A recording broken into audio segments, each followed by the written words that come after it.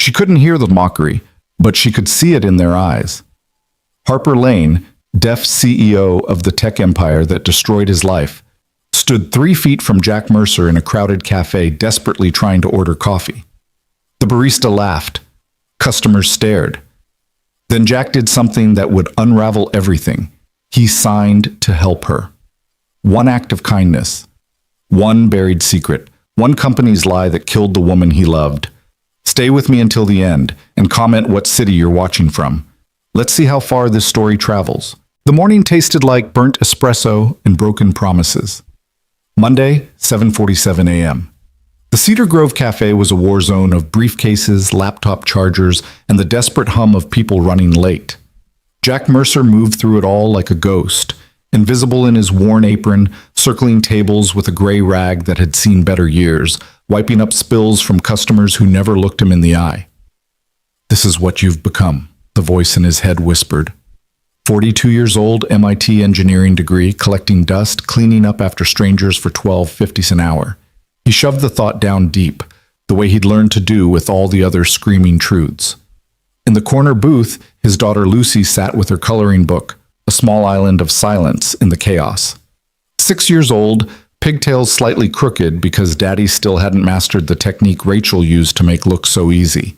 Lucy's hearing aids caught the light as she concentrated on staying inside the lines of a purple dinosaur. Jack felt the familiar ache in his chest.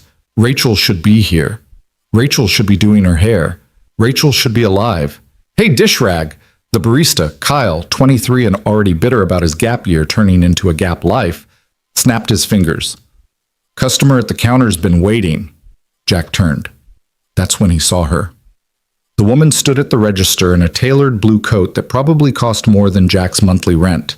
Mid-30s, dark hair pulled back in a way that said, "I don't have time for nonsense," and an expression that hovered between frustration and something deeper, something that looked like shame. Her hands moved in quick, fluid gestures. Sign language. Kyle stared at her like she was speaking Martian. "Ma'am, I don't..." He made vague, useless motions. "Can you just point at the menu?" The woman's jaw tightened. Her hands moved again, more slowly this time, exaggerating each sign. Coffee. Medium. Black. "I don't know what you're doing." Kyle's voice rose, loud enough that conversations around them started to fade. "Can someone else help this lady? I'm not a freaking translator." A businessman in line behind her sighed dramatically. "Are you serious right now? Some of us have actual jobs to get to." The woman's face went carefully blank, the kind of blank that came from years of practice, the kind that hid everything underneath. She pulled out her phone, fingers shaking slightly as she tried to type. "Oh, perfect. Now we're typing." Kyle crossed his arms. "This is ridiculous." Someone behind Jack laughed, actually laughed, and something hot and ancient rose up in his throat. He'd spent 2 years swallowing his rage, his grief, his absolute fury at the universe. Swallowing it so Lucy wouldn't see. Swallowing it so he could survive one more day. But this casual cruelty toward someone who just wanted coffee, this was a match to kindling. Jack dropped his rag. His feet carried him forward before his brain could engage the emergency brake. Through the tables, past the sneering businessmen, right up to the counter where the woman in the blue coat stood frozen, phone clutched in white-knuckled hands. "She wants a medium black coffee." Jack's voice came out rougher than he intended. "Is that going to be a problem?" Kyle blinked. "Dude, how do you..." Jack's hands rose and he signed directly to the woman. "I'm sorry. People are terrible sometimes." The change in her face was instantaneous. The mask cracked. Her eyes, deep brown, tired in a way that transcended one bad morning, went wide. Relief flooded through the cracks. "Thank you," she signed back, and Jack saw her hands tremble slightly. "I know," Jack signed. "It's okay. What do you really want?" A ghost of a smile touched her lips. "Vanilla latte. Extra hot. Don't tell anyone I'm basic." Jack felt something inside his chest shift, not break, but bend. Something he hadn't felt in 743 days. He almost smiled back. "Kyle," Jack said, voice flat, "vanilla latte, extra hot, And if you make one more comment, I'm telling your manager about the cash you pocketed last Thursday. Kyle's face went white. One vanilla latte, coming right up. The woman stared at Jack like he'd just pulled her from a burning building. You sign? My daughter, Jack signed, tilting his head toward the corner booth where Lucy was watching with huge eyes. Deaf since birth. Meningitis at 6 months. The woman's expression softened into something Jack couldn't quite name. She looked at Lucy, then back at Jack, and her hands moved with careful sincerity. You're a good father. Jack's throat closed up. He couldn't sign a response to that. Couldn't sign, I'm barely holding on, or I'm failing her every day, or her mother would have been better at this. So he just signed, trying. Latte. Kyle slammed the cup on the counter with more force than necessary. $7.50. The woman reached for her wallet, but her hands were still shaking. Cards spilled across the counter, black Amex, corporate IDs, business cards, and expensive-looking holders. Jack helped her gather them up, and that's when he saw it. The business card on top. Black cardstock. Embossed silver lettering. Harper Lane. Chief Executive Officer, Novus Mobility. The world stopped. Not slowed. Stopped. Every sound in the cafe, the hiss of the espresso machine, the murmur of impatient customers, the scrape of chairs, cut out like someone had hit mute on reality itself. Jack stared at the card in his hands, at the corporate logo he'd seen 1,000 times in nightmares.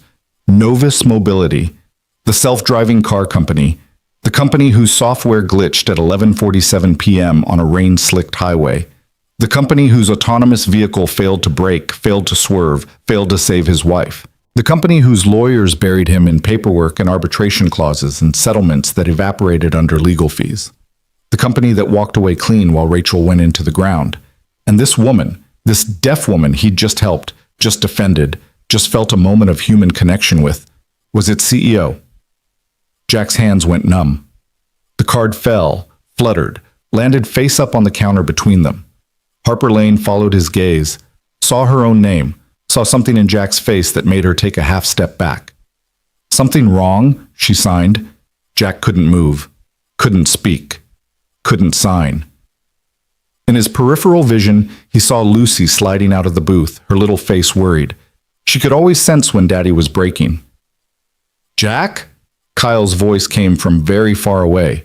You okay, man? You look like you're gonna... I'm fine. Jack's voice sounded like gravel. He forced his hands up, forced the signs out through the paralysis. Nothing wrong. Enjoy your coffee.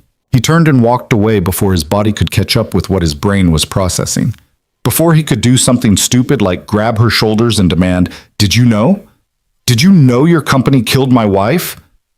Lucy caught him halfway across the cafe. Her small hands tugged at his apron. Daddy's sad, she signed. Not a question, an observation. Daddy's okay, Jack signed back, the lie bitter on his fingers. Just tired. Lucy's eyes, Rachel's eyes, that same impossible shade of gray-blue, studied him with the unnerving perception of children who've learned young that the world isn't safe. She glanced back at the woman in the blue coat, who was watching them with obvious concern. Then, Lucy did something that made Jack's heart stop. She pulled away from him, walked straight up to Harper Lane, and looked up with the devastating honesty only a 6-year-old possesses. Lucy's hands moved carefully, signing the words she'd learned from the kindness videos Rachel used to play. You're beautiful. Don't be sad.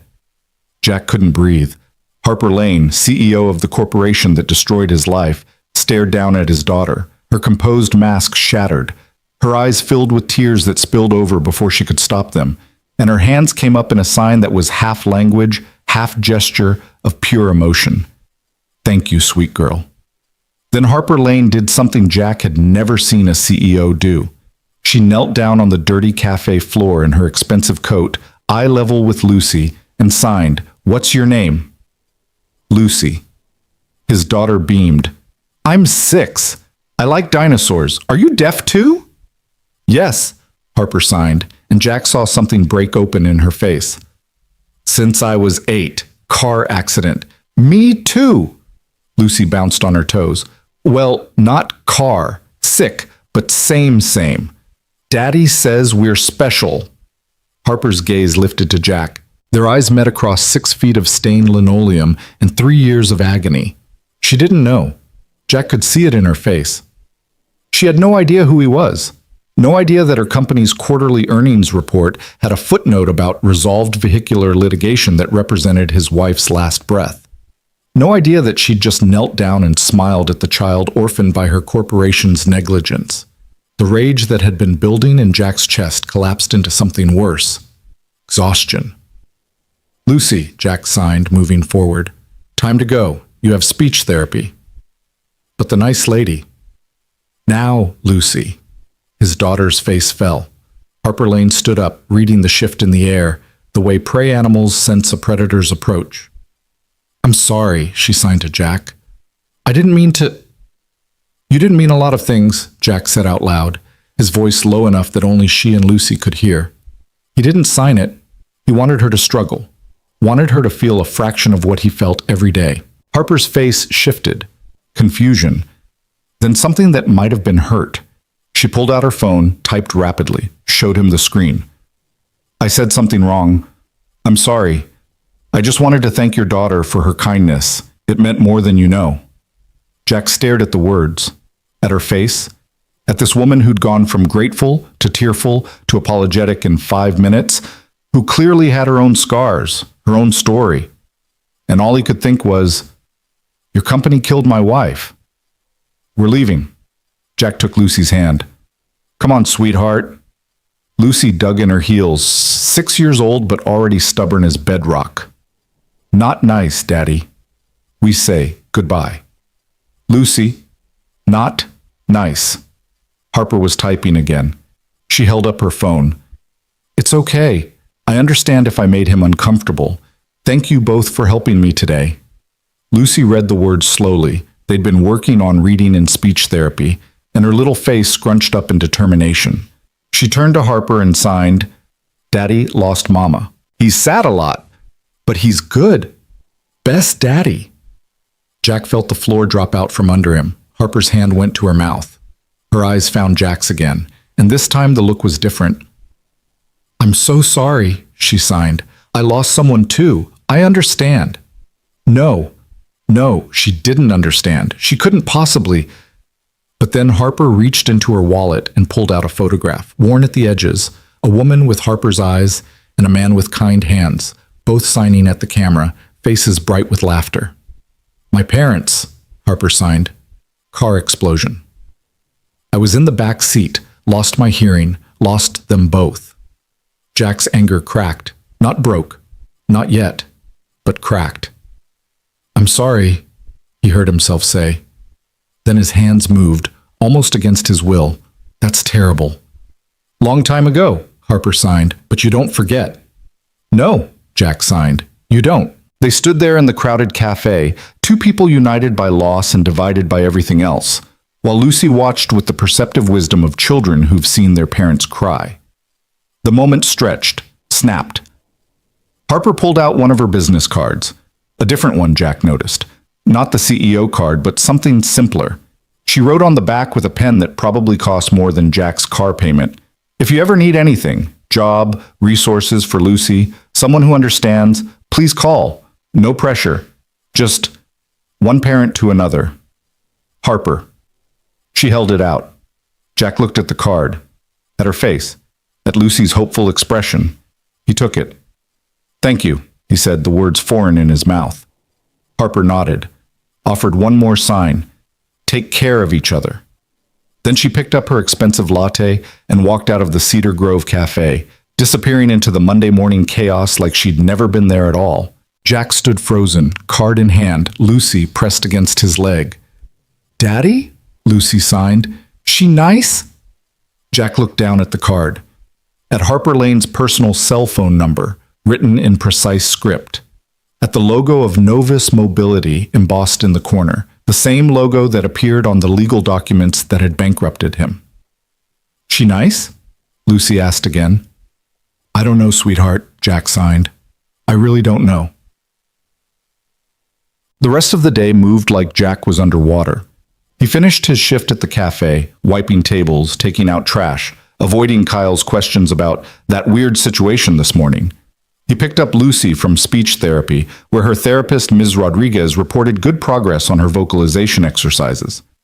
He made dinner, mac and cheese from the box, sliced apples, milk, that was 2 days from the expiration date. Normal. Everything was aggressively, painfully normal.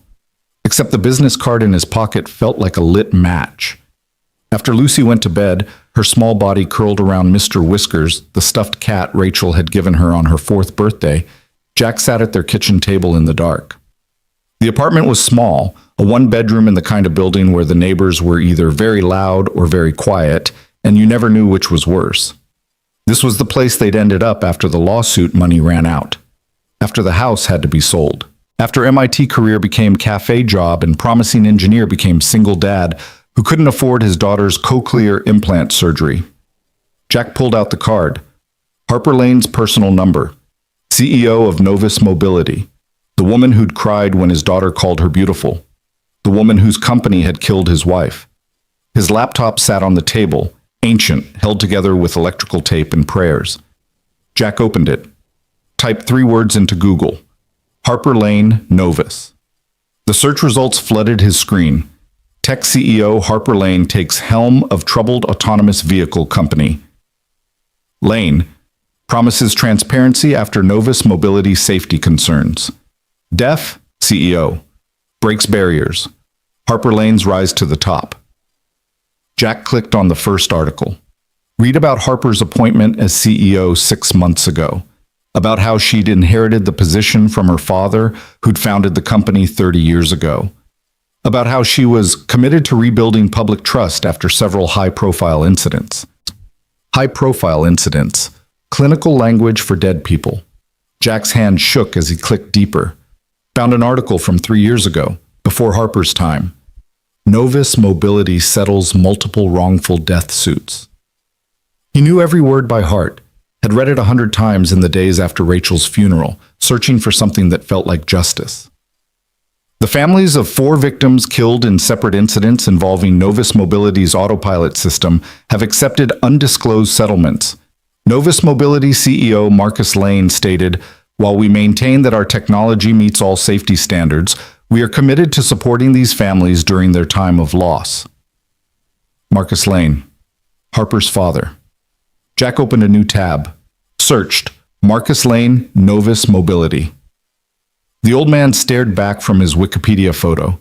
Steel gray hair, hard eyes, the kind of face that belonged to men who built empires and didn't apologize for the bodies they stepped over to do it. Marcus Lane, 1952 to 2024, was an American entrepreneur and engineer who founded Novus Mobility in 1995. Known for his aggressive business tactics and vision for autonomous transportation, Lane built Novus into a multi-billion-dollar corporation despite numerous controversies. Jack scrolled down. Lane died in December 2024 following a brief illness. Control of Novus Mobility passed to his daughter, Harper Lane, who had been serving as Chief Technology Officer. December 2004. 4 months ago. Harper had inherited her father's company right around the same time Jack was being evicted from his house. Right around the time Lucy was asking why they had to leave the place where Mama used to read her bedtime stories. Right around the time Jack learned that law firms don't work for free, and justice is a luxury you purchase with money he didn't have. He clicked back to Harper's CEO announcement, stared at her photograph. Professional, polished, standing in front of the Novus Mobility logo with a confident smile that didn't quite reach her eyes. "I know this company has made mistakes," the quote beneath her photo read. "My father built something revolutionary, but revolution without accountability is just destruction. I'm here to change that, to make Novus a company that truly serves people, all people, regardless of ability, background, or circumstance. We owe that to everyone who's trusted us, and everyone we've failed." Pretty words, CEO words, the kind of words that probably tested well with focus groups and looked good in press releases. But what did they mean when Rachel was still dead? What did they mean when Jack was still cleaning tables for minimum wage while Harper wore $1,000 coats? What did they mean when Lucy still asked, sometimes, in the quiet moments before sleep, "Will Mama come back if I'm really, really good?" Jack slammed the laptop shut. His phone buzzed. A text from his buddy Mike, who ran the community center's sign language classes. "Hey man, saw you missed Friday's session with Lucy. Everything okay? You know we need you both. You're the star students." Jack stared at the message. Friday. Right. The day he'd worked a double shift because rent was due and the electricity bill had jumped and Lucy needed new shoes because 6-year-olds never stopped growing. He typed back, "Yeah, sorry, work stuff. We'll be there next week." Another lie. He was getting so good at those. His phone buzzed again. Mike. "Course you will. Also, heard through the grapevine there might be some scholarship opportunities for cochlear implant surgeries. Let me know if you want me to send info." Jack's chest tightened. Cochlear implants. The surgery that could give Lucy full hearing. The surgery Rachel had researched obsessively in those last months, printing out articles and highlighting success rates and making spreadsheets of financing options. The surgery that cost $85,000 per ear. The surgery that insurance called elective because Lucy could function with hearing aids. Never mind that they were failing and that Lucy deserved to hear her father's voice without straining, and that Rachel had wanted this more than anything. Jack typed, "Thanks. I'll look into it."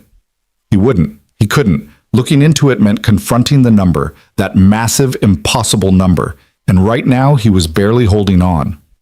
He set down his phone and picked up Harper Lane's card again. "If you ever need anything, job, resources for Lucy, someone who understands, please call." What if he did? What if he called and said, "Your company killed my wife. Your father's lawyers crushed me. But you seem nice, so how about we call it even and you write a check for my daughter's surgery?" What if Harper didn't know? What if, and Jack's brain recoiled from this thought, what if Harper was actually telling the truth about wanting to change things? "You're being stupid," Jack said out loud to his empty kitchen. "She's a billionaire CEO. They don't get to the top by being nice." But he'd seen her cry, seen the way she'd knelt on that dirty floor to talk to Lucy, seen something in her eyes that looked an awful lot like the loneliness Jack carried around like a second skeleton. No, he was not going down this road. Harper Lane was the enemy, her company, her inheritance, her problem. She could donate to all the deaf charities she wanted. It wouldn't bring Rachel back. Jack stood up, intending to throw the card away. Instead, he put it in his wallet. "Just in case," he muttered. "Just in case." Tuesday morning arrived with rain that turned the world gray and indistinct. Jack got Lucy ready for school. Ponytails only slightly less crooked than yesterday, pink dinosaur backpack that Rachel had special ordered, hearing aids checked and rechecked. They walked 3 blocks to Cedar Grove Elementary, where Lucy's teacher, Mrs. Chen, was one of the few people who'd bothered to learn basic sign language. "Have good day," Jack signed at the classroom door. "You too, Daddy," Lucy signed back. Then, because his daughter had inherited Rachel's ability to see through him, "You still sad? I'm okay." "Lie," Lucy signed, matter of fact. "But okay. I love you. I love you more." Lucy grinned and ran inside, already chattering, signing, with her best friend Emma about some crucial 6-year-old drama involving who got to be the purple Power Ranger at recess. Jack walked to work through the rain, letting it soak through his jacket because the umbrella had broken last week and buying a new one wasn't in the budget. The Cedar Grove Cafe looked especially depressing in the gray light, neon sign flickering, windows fogged with condensation, the eternal smell of burnt coffee and resignation. Kyle was already behind the counter when Jack clocked in. "Hey, so..." Kyle leaned on the espresso machine, trying for casual. "That lady yesterday, the deaf one, she came back." Jack froze in the middle of tying his apron. "What?" "Like an hour ago. Asked for you specifically. Well, she showed me her phone with your name typed out. Said she'd come back later." Kyle's expression was unreadable. "You know her or something?" "No," Jack said too quickly. "I mean, I helped her order, that's it." "Right." Kyle didn't look convinced. "Well, she left a note, said to give it to you." He pulled an envelope from under the register. Expensive paper. Harper Lane's name embossed on the back. Jack's hands didn't shake when he took it. They didn't. Cool, cool. Kyle went back to wiping down the espresso machine. So that's definitely nothing weird happening. Totally normal for random rich ladies to leave notes for the busboy. I'm not a... Jack stopped. Took a breath. Thanks for the message, Kyle. He retreated to the storage room, the one place in the cafe with a lock on the door, sat on a box of napkins, opened the envelope. Inside was a handwritten letter, not typed, not printed, but written in the same precise script from her business card. Jack recognized the style immediately. Someone who'd learned penmanship as a way to communicate when signing wasn't an option. Dear Jack, I hope it's okay that I asked for your name from the cafe manager. I wanted to apologize for any discomfort I caused you yesterday. After I left, I realized my presence might have been intrusive, especially with your daughter there. But I also wanted to say thank you. I've been deaf for 27 years, and I've experienced 1,000 moments of kindness from strangers. I've also experienced 1,000 moments of cruelty. Yesterday was the first time in recent memory that someone stepped up without being asked, without even knowing me. You saw someone struggling and you helped. That's rare. Lucy told me you lost your wife. I can't imagine what you're carrying, and I won't pretend I understand your specific pain, but I do understand loss. I do understand raising a child when part of your heart is buried with someone who should be here. The card I gave you, that offer is real. My company has partnerships with several organizations that provide services for deaf and hard of hearing children. If Lucy needs anything, therapy, equipment, educational resources, I can make some calls. No strings, no obligation. Just one parent helping another. I'm also hiring for several positions at Novus Mobility, including accessibility consulting and UX design for our new communication AI project. I don't know your background, but anyone who signs that fluently clearly has deep experience in the deaf community. If you're interested, I'd love to talk. Again, no pressure. If you throw this letter away, I'll understand. But if you don't, my cell number is on the card. Call anytime. With gratitude, Harper P.S. Tell Lucy that she made my whole week, maybe my whole year. Please give her a hug from me. Or the ASL version, if she prefers. Jack read the letter 3 times. Then he folded it carefully, put it back in the envelope, and shoved it in his locker. She didn't know. Harper had no idea who he was. No idea that her father's company had destroyed his family. She thought she was just helping out another struggling single parent. Just networking. Just doing the kind of charity that CEOs did to sleep better at night. Jack could tell her, could text her right now. Hey, funny story. Your company's software killed my wife 3 years ago. Your lawyers made sure I couldn't afford to fight. Your father's spokesperson called me litigious on the news. Small world, huh? He could watch her face when she realized. Could see the guilt, the horror, the desperate scramble to fix the unfixable. Or he could use this. The thought arrived cold and calculated, like something from another life.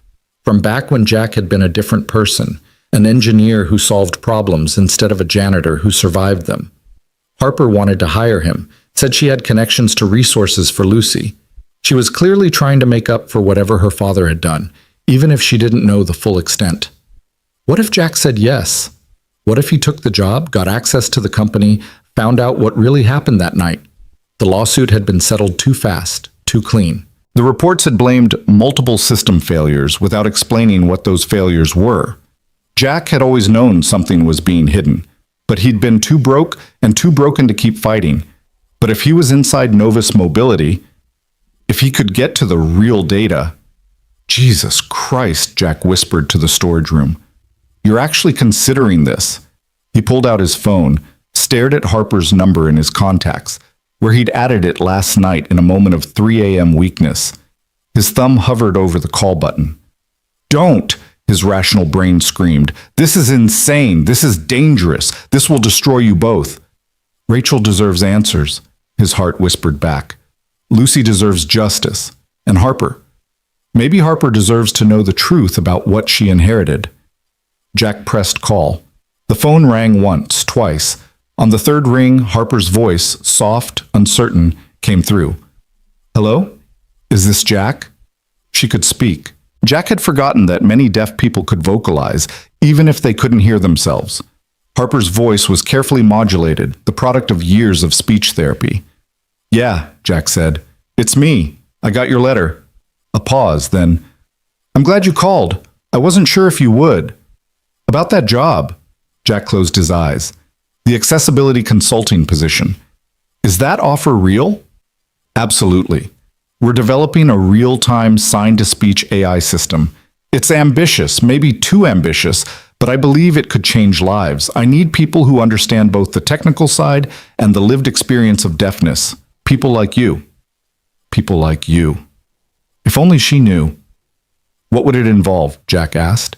"Initially, consulting, testing prototypes, helping us understand what actual deaf individuals need versus what hearing engineers think they need. Eventually, if it goes well, a full-time position. Lead consultant, maybe. The pay is competitive, 6 figures to start." 6 figures? Jack's current salary was barely 5 figures. 6 figures meant Lucy's surgery, meant a better apartment, meant security for the first time since Rachel died. 6 figures bought by working for the company that killed his wife. "I need to think about it," Jack heard himself say. "Of course." Harper's voice stayed gentle. "No rush." "But Jack, can I ask you something personal?" "Sure." "Your wife." A careful pause. "How did she, if you don't mind me asking?" Jack's hand tightened around the phone. This was it. The moment to tell the truth, to say, your company's self-driving car, your father's defective software, your legacy is my nightmare. Instead, he said, "Car accident. 3 years ago." "I'm so sorry." Harper's voice cracked slightly. That's how I lost my parents. I was 8. I know it's not the same, but..." "Yeah," Jack managed. "It's never the same, but it's always terrible." "It is." A soft breath. "Look, I should let you go. You're probably at work. But think about the offer, okay? And if you decide no, that's fine too. Either way, thank you for yesterday, for reminding me that kindness still exists." "Harper," Jack said before he could stop himself. "Why are you doing this, really?" Silence on the other end, then, "Because I'm tired," Harper said quietly. "Tired of watching people suffer. Tired of being the kind of CEO who ignores problems. Tired of living up to my father's legacy when his legacy was built on things I'm only beginning to understand. I can't change the past. But maybe I can change what comes next." Jack's throat felt raw. "That's a good answer." "Is it true?" Harper laughed, but it sounded brittle. "I don't know yet, but I'm trying to find out. Call me if you decide, day or night." She hung up. Jack sat in the storage room, surrounded by industrial-sized containers of coffee beans and sugar packets, and realized he'd just made a decision that would either save his life or end it. He was going to say yes.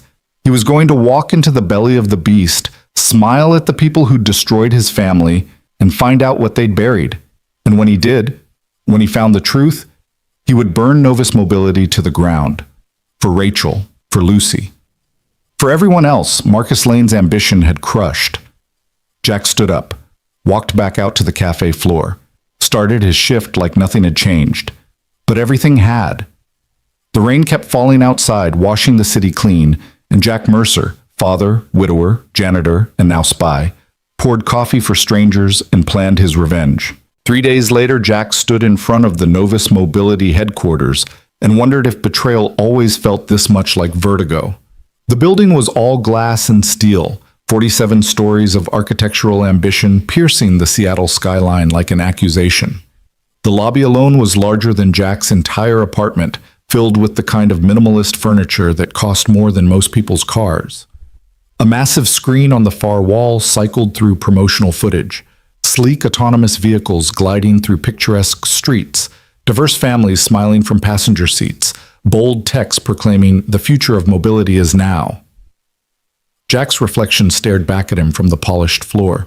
He barely recognized the man looking back, suit borrowed from Mike at the community center, tie that Rachel had given him 5 Christmases ago, face that had learned to lie. "Mr. Mercer?" A young woman with a tablet approached, her smile professionally warm. I'm Keisha, Ms. Lane's executive assistant. Welcome to Novus.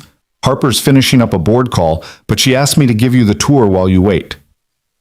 Harper, not Ms. Lane. The informality felt deliberate, calculated to suggest approachability. Jack forced himself to smile. That would be great, thank you. Keisha's tour was a masterclass in corporate propaganda. She showed him the innovation lab where engineers clustered around holographic displays, the employee wellness center with its meditation pods and massage chairs, the cafeteria that looked like a five-star restaurant. Everyone seemed young, enthusiastic, and convinced they were changing the world. No one mentioned the 4 people who died in Novus vehicles. No one mentioned Marcus Lane's history of silencing critics. No one mentioned Rachel. And here's the accessibility wing, Keisha announced, leading him through frosted glass doors into a quieter section of the building. This is Harper's passion project. We have the largest team of deaf and hard-of-hearing engineers in any tech company. ASL interpreters on staff 24/7. All meetings are captioned in real time. It's pretty revolutionary. Jack looked around. She wasn't lying. The workspace was designed with deaf individuals in mind. Visual alert systems, open sightlines for sign language communication, soundproof pods for those who needed quiet. A group of engineers were having an animated signed conversation by the coffee station, their hands flying faster than speech. Something twisted in Jack's chest. This was what Rachel had wanted. She'd talked endlessly about how technology companies failed deaf employees, how she dreamed of a workplace where Lucy might someday thrive. Harper was building that workplace. Harper, whose father had killed Rachel. It's impressive, Jack heard himself say. Harper actually learned to sign before she could speak, Keisha said, pride evident in her voice. After the accident that took her parents, she was in foster care for a few years. Had some rough placements before her father's business partner tracked her down and adopted her. Marcus Lane might have been a hard man, but he gave Harper everything. Education, opportunities, the company itself. This accessibility initiative? It's her way of honoring what she survived. Jack filed that information away. Harper had been in foster care. Marcus Lane had adopted her, not biological father, but adoptive. The narrative he'd constructed in his head shifted slightly. How long have you worked for her? Jack asked. 2 years, but I knew her before she was CEO. Started as Marcus's assistant. Keisha's expression flickered with something Jack couldn't quite read. The transition after he passed was complicated. Harper inherited a company with a lot of skeletons. She's been trying to clean house ever since. Skeletons? Keisha's professional mask slipped back into place. Every tech company has them. Novus just had more than most, but Harper's different from Marcus. She actually listens, actually cares. She checked her tablet. Speaking of, she's ready for you. Conference room 7, top floor. The elevator ride took 47 seconds. Jack counted each one, using the rhythm to steady his heartbeat. When the doors opened, floor-to-ceiling windows revealed Seattle spread out like a circuit board, the sound gleaming in afternoon light that seemed designed to make everything look promising. Harper stood at the window with her back to him, silhouetted against the skyline. She wore a charcoal suit that probably cost what Jack made in a month, her dark hair loose around her shoulders instead of pulled back like in the cafe. For a moment, she looked impossibly young. A woman barely into her 30s carrying the weight of a corporate empire. She turned as he approached, and Jack saw her eyes light up with genuine relief. Jack? She signed his name even as she spoke it, her voice carefully modulated. I'm so glad you came. Thanks for the opportunity, Jack signed back, keeping his face neutral. This is a lot.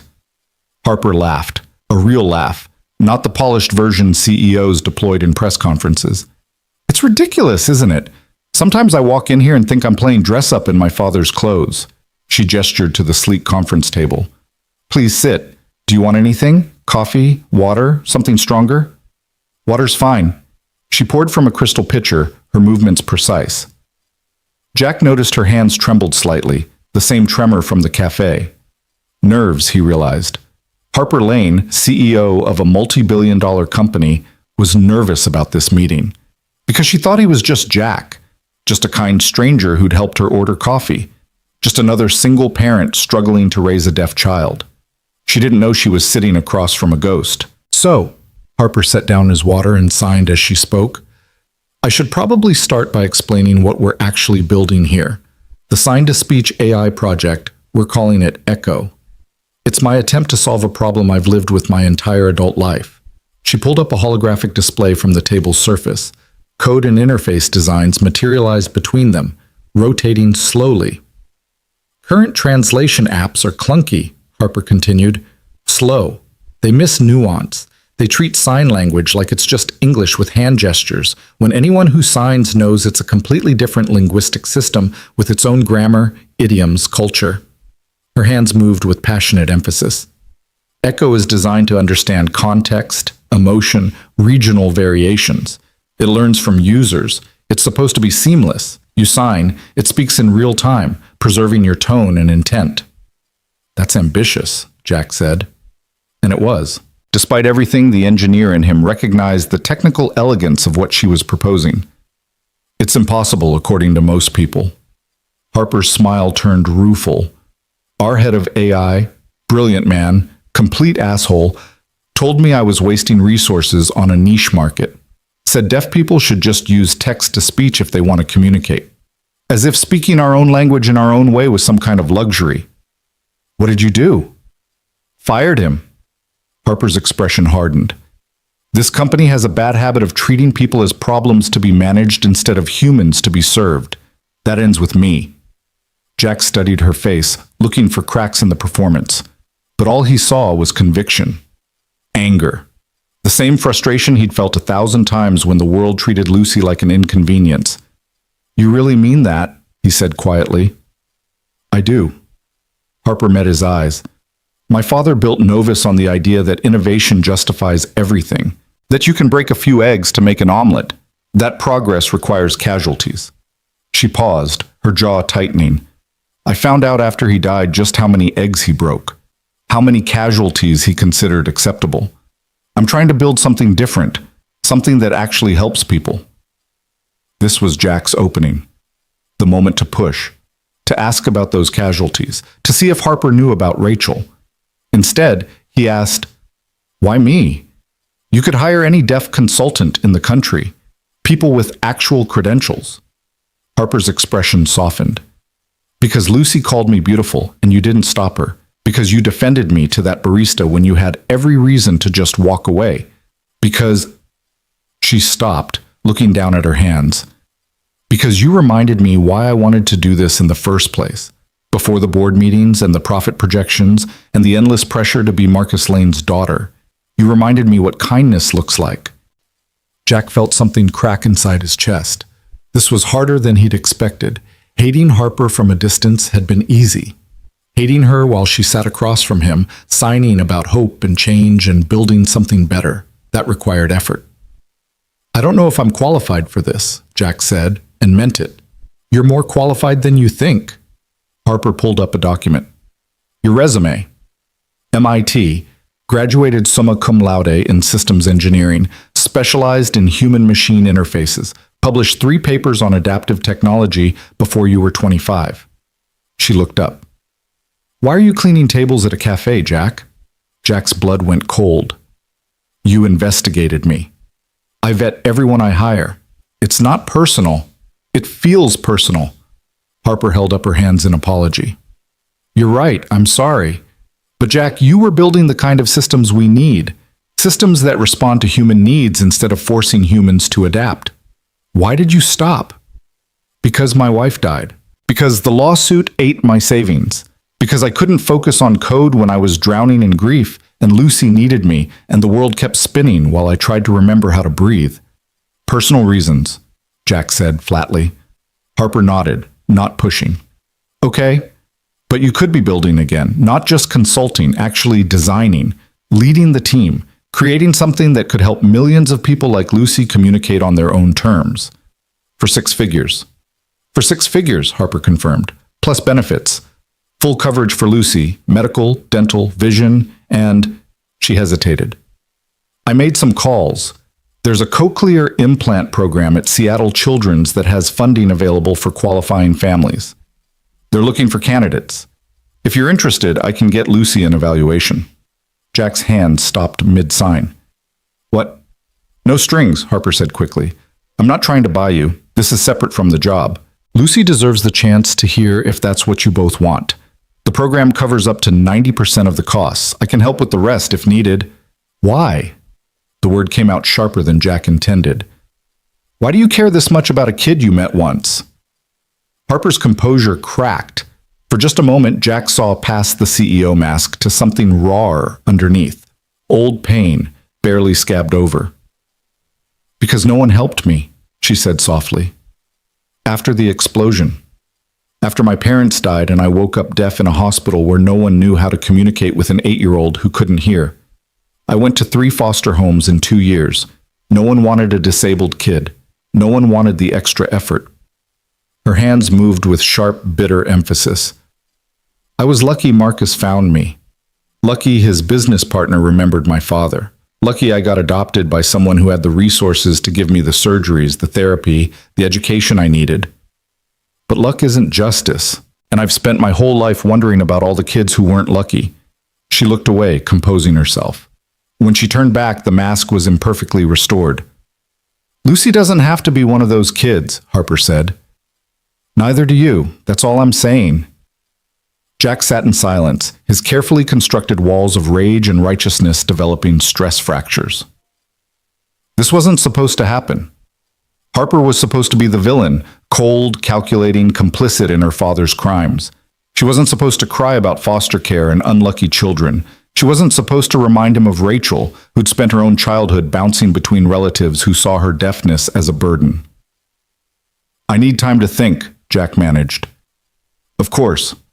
Harper stood, signaling the meeting's end. Take all the time you need. But Jack? She pulled out her phone, typed quickly, showed him the screen. Whatever you decide about the job, please let me help Lucy, not as a CEO, just as someone who understands. Let me give her what no one gave me. Jack read the words twice, nodded once. Harper walked him to the elevator, her professional assistant mask settling back into place as they moved through the building. But just before the doors closed, she signed one more thing. Thank you for giving me a chance. I know I don't deserve it. The elevator descended, and Jack leaned against the mirror-polished wall, his reflection fractured across the metal panels. She didn't deserve it. She was right about that. But maybe neither did he. That night, Jack sat at Lucy's bedside and watched his daughter sleep. The hearing aid sat on her nightstand, small pieces of technology that bridged the gap between Lucy's world and his. Moonlight filtered through the thin curtains, turning everything silver and uncertain. His phone buzzed. A text from Mike. How'd the meeting go? You take the job? Jack typed back. Still deciding. It's complicated. Everything with you is complicated, brother. But Lucy needs this. You need this. Sometimes you gotta swallow your pride and take the help. If only it were that simple. Jack opened his laptop, pulling up the research he'd started 3 days ago. Deep dive into Novus Mobility's corporate structure, financial reports, personnel files he definitely shouldn't have access to, but managed to find through some creative searching, and a few contacts from his MIT days who understood that sometimes information needed to be free. Marcus Lane's legacy was a maze of shell companies, offshore accounts, and carefully buried lawsuits. The man had been brilliant and ruthless in equal measure, building autonomous vehicle technology years ahead of competitors, crushing anyone who questioned his methods. The wrongful death settlements weren't the only skeletons. There were allegations of stolen intellectual property, workplace safety violations, whistleblowers who'd mysteriously disappeared from the industry, and Harper had inherited all of it. Jack found an interview from 6 months ago, right after Harper took over as CEO. A tech journalist had asked her about her father's controversial legacy. Harper's response, transcribed. My father was a complicated man. He built something revolutionary, but revolution isn't always clean. I'm still learning the full extent of what that means. What I can say is this. I'm not Marcus Lane. I don't want to build empires on other people's suffering. If Novus hurt people, when we hurt people, I want to know about it. I want to make it right. Pretty words. But did she mean them? Jack clicked through more files, found something that made him sit up straight. An internal memo, dated 3 weeks ago. From Harper to the Board of Directors. I'm calling for a comprehensive audit of all autonomous vehicle incidents from 2020 to 2024. Every accident, every malfunction, every lawsuit. I want to know what really happened and what was covered up. If this company has blood on its hands, I need to see the stains. The board can accept this investigation or accept my resignation. Your choice. The board's response. Ms. Lane, we strongly advise against reopening settled matters. The legal and financial risks are substantial. Your father handled these situations appropriately. We suggest focusing on forward progress rather than past mistakes. Harper's reply. The audit begins Monday. Any board member uncomfortable with transparency is welcome to resign. Jack stared at the screen. This wasn't the behavior of someone trying to cover up corporate crimes. This was someone actively searching for truth, even when everyone around her was trying to maintain the comfortable lie, which meant Harper might actually help him. Or, and this thought sent ice through Jack's veins, it meant Harper was going to discover what her father did, and Jack was going to have a front row seat when her world collapsed. He thought about Rachel, about the night she died, about the police report that claimed system malfunction without explaining why, about the Novus lawyer who'd offered him $300,000 to sign an NDA and disappear, about the moment Jack had thrown the papers back and said he wanted justice, only to learn that justice required money and time and resources he didn't have. About the moment he'd signed anyway, 2 years later, when the legal bills exceeded his mortgage and Lucy needed surgery for an ear infection, and he had nothing left to fight with. $300,000 had seemed like blood money. It turned out to be barely enough to survive. And now Harper was offering him a salary, benefits, a chance at Lucy's cochlear implants, all the things he'd needed 3 years ago and couldn't get. Was he taking advantage of Harper's guilt? Or was Harper unknowingly paying off the debt her father's company owed him? Jack closed the laptop before the moral gymnastics gave him a migraine. His phone buzzed again. Not Mike this time. A number he didn't recognize. He almost ignored it, but something made him answer. Hello? Jack? It's Harper. I hope it's okay that I'm calling. I got your number from the cafe manager. I should have asked permission first. Her voice sounded different at night, softer, less certain. It's fine, Jack said. Is something wrong? No. Yes. Maybe. A pause. I couldn't sleep. I keep thinking about our meeting, about whether I pushed too hard, whether I made you uncomfortable. Another pause. I do that sometimes. Get so focused on fixing things that I forget people aren't problems to be solved. Jack found himself almost smiling despite everything. You didn't push too hard. Really? Because Keisha said I came on too strong. And my therapist, yes, I have a therapist, don't act surprised, says I have control issues stemming from childhood trauma and a pathological need to rescue people because no one rescued me. Your therapist sounds expensive. Harper laughed, genuine and surprised. She is. Worth every penny for insights like Harper. Not everyone wants to be your charity case. The laugh faded. But seriously, I want you to take this job because it's right for you, not because you feel obligated, not because I'm offering money you need. I want you to want this. Jack closed his eyes. What if I can't separate those things? What if I need the money and want the work and resent you for being in a position to offer both? Then you're honest, Harper said immediately. More honest than most people I work with. Look, Jack, can I tell you something off the record? Just two people talking. Okay. I'm terrified, Harper said quietly. Every single day. I'm 34 years old running a company I don't fully understand, trying to clean up messes I didn't make, surrounded by people who either worship my father or hate what he built. I don't know who to trust. I don't know what's real versus what's performance. And then I meet you, this guy who helped me order coffee without wanting anything in return. And I think, maybe there are still good people left. Maybe I can trust my instincts. Maybe... She stopped abruptly. Sorry, Harper continued after a moment. I'm dumping on a near stranger. My therapist would have a field day with this. It's okay, Jack said, and meant it. I get it. The not knowing who to trust thing. Yeah? Yeah. Jack looked at Lucy sleeping peacefully, her small chest rising and falling. When Rachel died, everyone had advice.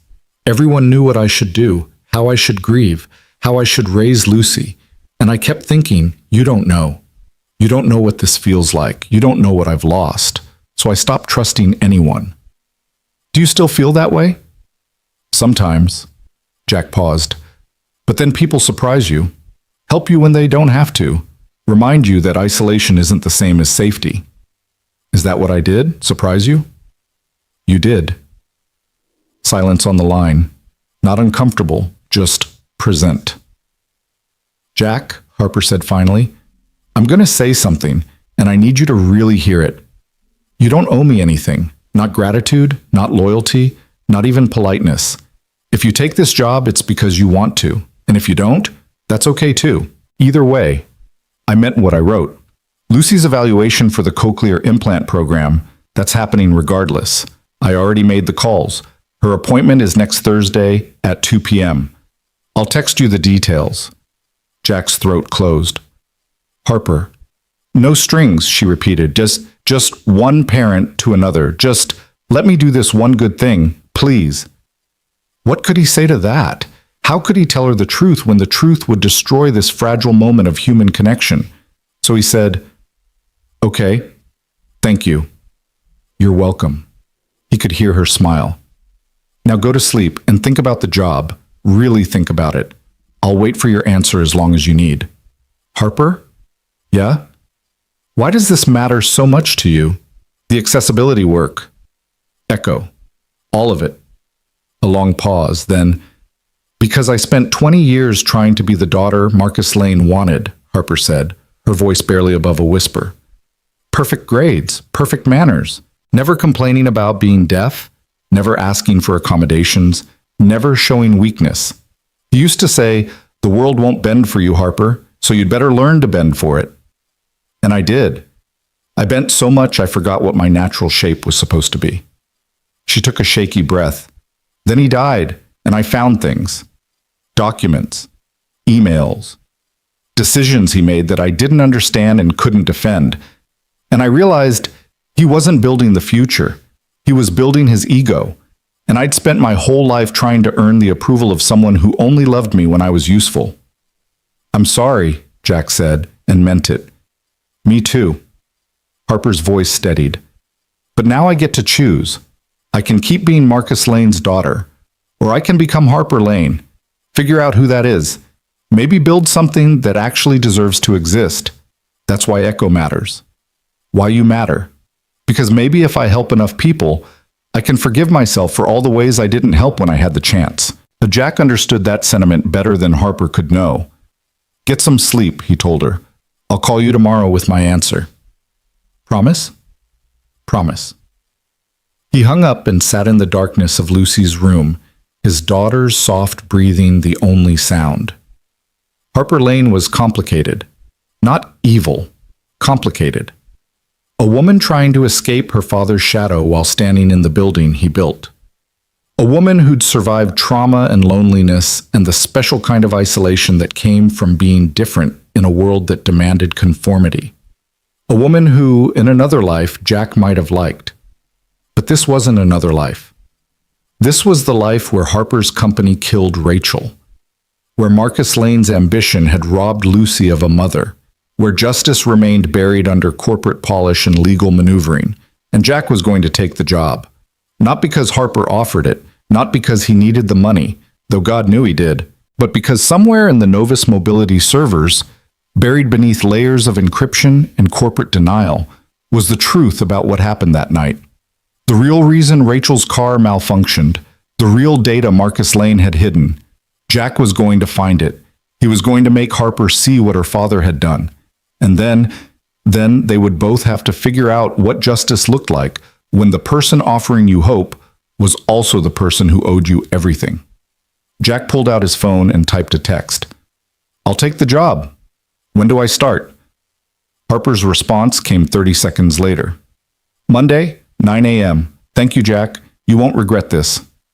Jack stared at the message and thought, one of us definitely will. Monday arrived wrapped in unseasonable sunshine, the kind of perfect spring morning that made Seattle residents forget the 9 months of gray they'd endured. Jack dropped Lucy off at school. She was vibrating with excitement about the cochlear implant evaluation on Thursday and took the bus to Novus Mobility headquarters. His new employee badge felt heavy in his pocket. His borrowed suit fit slightly better after Rachel's old sewing kit and a YouTube tutorial. In the bus window's reflection, Jack barely recognized himself. He looked like someone with prospects, someone whose life was moving forward instead of stuck in a grief loop. He looked like a liar. 70th floor, the receptionist told him, scanning his badge. Ms. Lane's already there. Said to send you right up. The elevator ride felt longer this time. Jack used the ascent to lock down his emotions, to remember why he was doing this. For Rachel, for Lucy, for everyone Marcus Lane had crushed on his way to building an empire. The doors opened onto an open-concept workspace that looked like a tech company's fever dream, standing desks, collaborative pods, a wall covered in handwritten ideas and sketches. About 20 people clustered around a massive monitor displaying lines of code that Jack recognized immediately as machine learning architecture.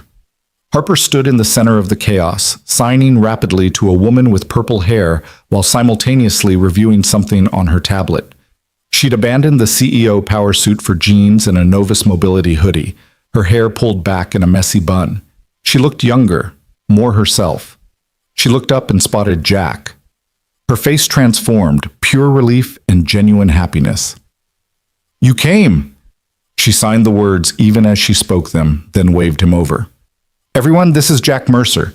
He's leading our accessibility consulting and will be integral to Echo's development. Jack, this is organized chaos. The purple-haired woman extended her hand. Mara Chen, lead AI architect. Fair warning, I'm skeptical this project can work, but Harper's convinced, so here we are. Mara thinks I'm chasing unicorns, Harper signed with a fond eye roll. She's probably right. Definitely right, Mara agreed cheerfully. But I've been wrong before. Once.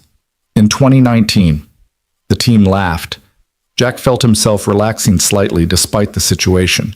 These people weren't corporate drones. They were engineers. Messy, brilliant, passionate about impossible problems. People like he used to be. Let me show you what we're working with, Harper said, pulling Jack toward the monitor. Current prototype can recognize about 3,000 signs with 73% accuracy. Which sounds good until you realize ASL has over 10,000 signs, countless regional variations, and context-dependent meanings. We're basically teaching a computer to understand poetry when it barely knows the alphabet. Jack studied the code. Within 30 seconds, he spotted 3 optimization opportunities. Your gesture recognition is processing sequentially. If you parallelize the hand tracking and facial expression analysis, you could cut processing time by 40%. Mara's eyes went wide. Holy shit! Harper, where did you find this guy? Coffee shop, Harper said simply. Jack, show her what you mean. For the next 4 hours, Jack lost himself in the work. It felt like waking up after years of sleep, his mind engaging with problems that mattered, building systems that could actually help people. The team was sharp, collaborative, willing to admit when they were stuck. They treated Harper like a colleague, not a CEO. When she suggested an approach that wouldn't work, they told her bluntly, and she took it in stride. This wasn't what Jack had expected. He'd imagined Novus as Marcus Lane's monument, cold, ruthless, profit-driven. But this floor, this team, this project, it felt like something different. Something Harper was building in defiance of her father's legacy, not in service to it. It almost made Jack forget why he was really there. Almost. During lunch, catered, organic, probably expensive, Jack found himself alone with Harper in a breakout room. She was reviewing his suggestions on her tablet, occasionally signing comments to herself out of habit.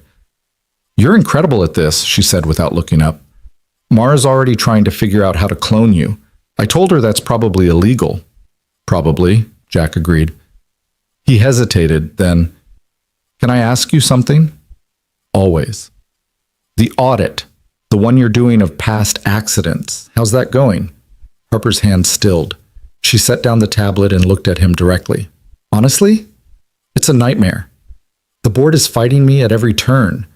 Marcus's old guard thinks I'm betraying his legacy, And what I'm finding, she shook her head. Let's just say my father made decisions I don't understand. Decisions that prioritize the company's reputation over everything else. Jack's pulse quickened. Like what? I can't discuss details. Legal issues. Harper's expression tightened. But Jack, between you and me, I think Marcus buried things. Important things. Things people deserve to know. And now I have to decide what to do with that information. What will you do? Harper met his eyes. The right thing. Whatever that costs me. Jack believed her. God help him. He believed her. There's someone I want you to meet, Harper said after a moment. Miles Corvin. He was my father's right hand. Now he's COO and nominally my second in command, though he makes it clear he thinks I'm a child playing CEO. Her jaw tightened. He's also blocking the audit. Says it's a waste of resources. I need someone I trust in meetings with him. Someone who can read subtext and tell me if I'm being paranoid or if he's actually hiding something. This was it. Access to Marcus Lane's inner circle. Access to the truth. I can do that, Jack said. Thank you. Harper smiled, but it didn't reach her eyes. Fair warning. Miles doesn't like me. Doesn't like change.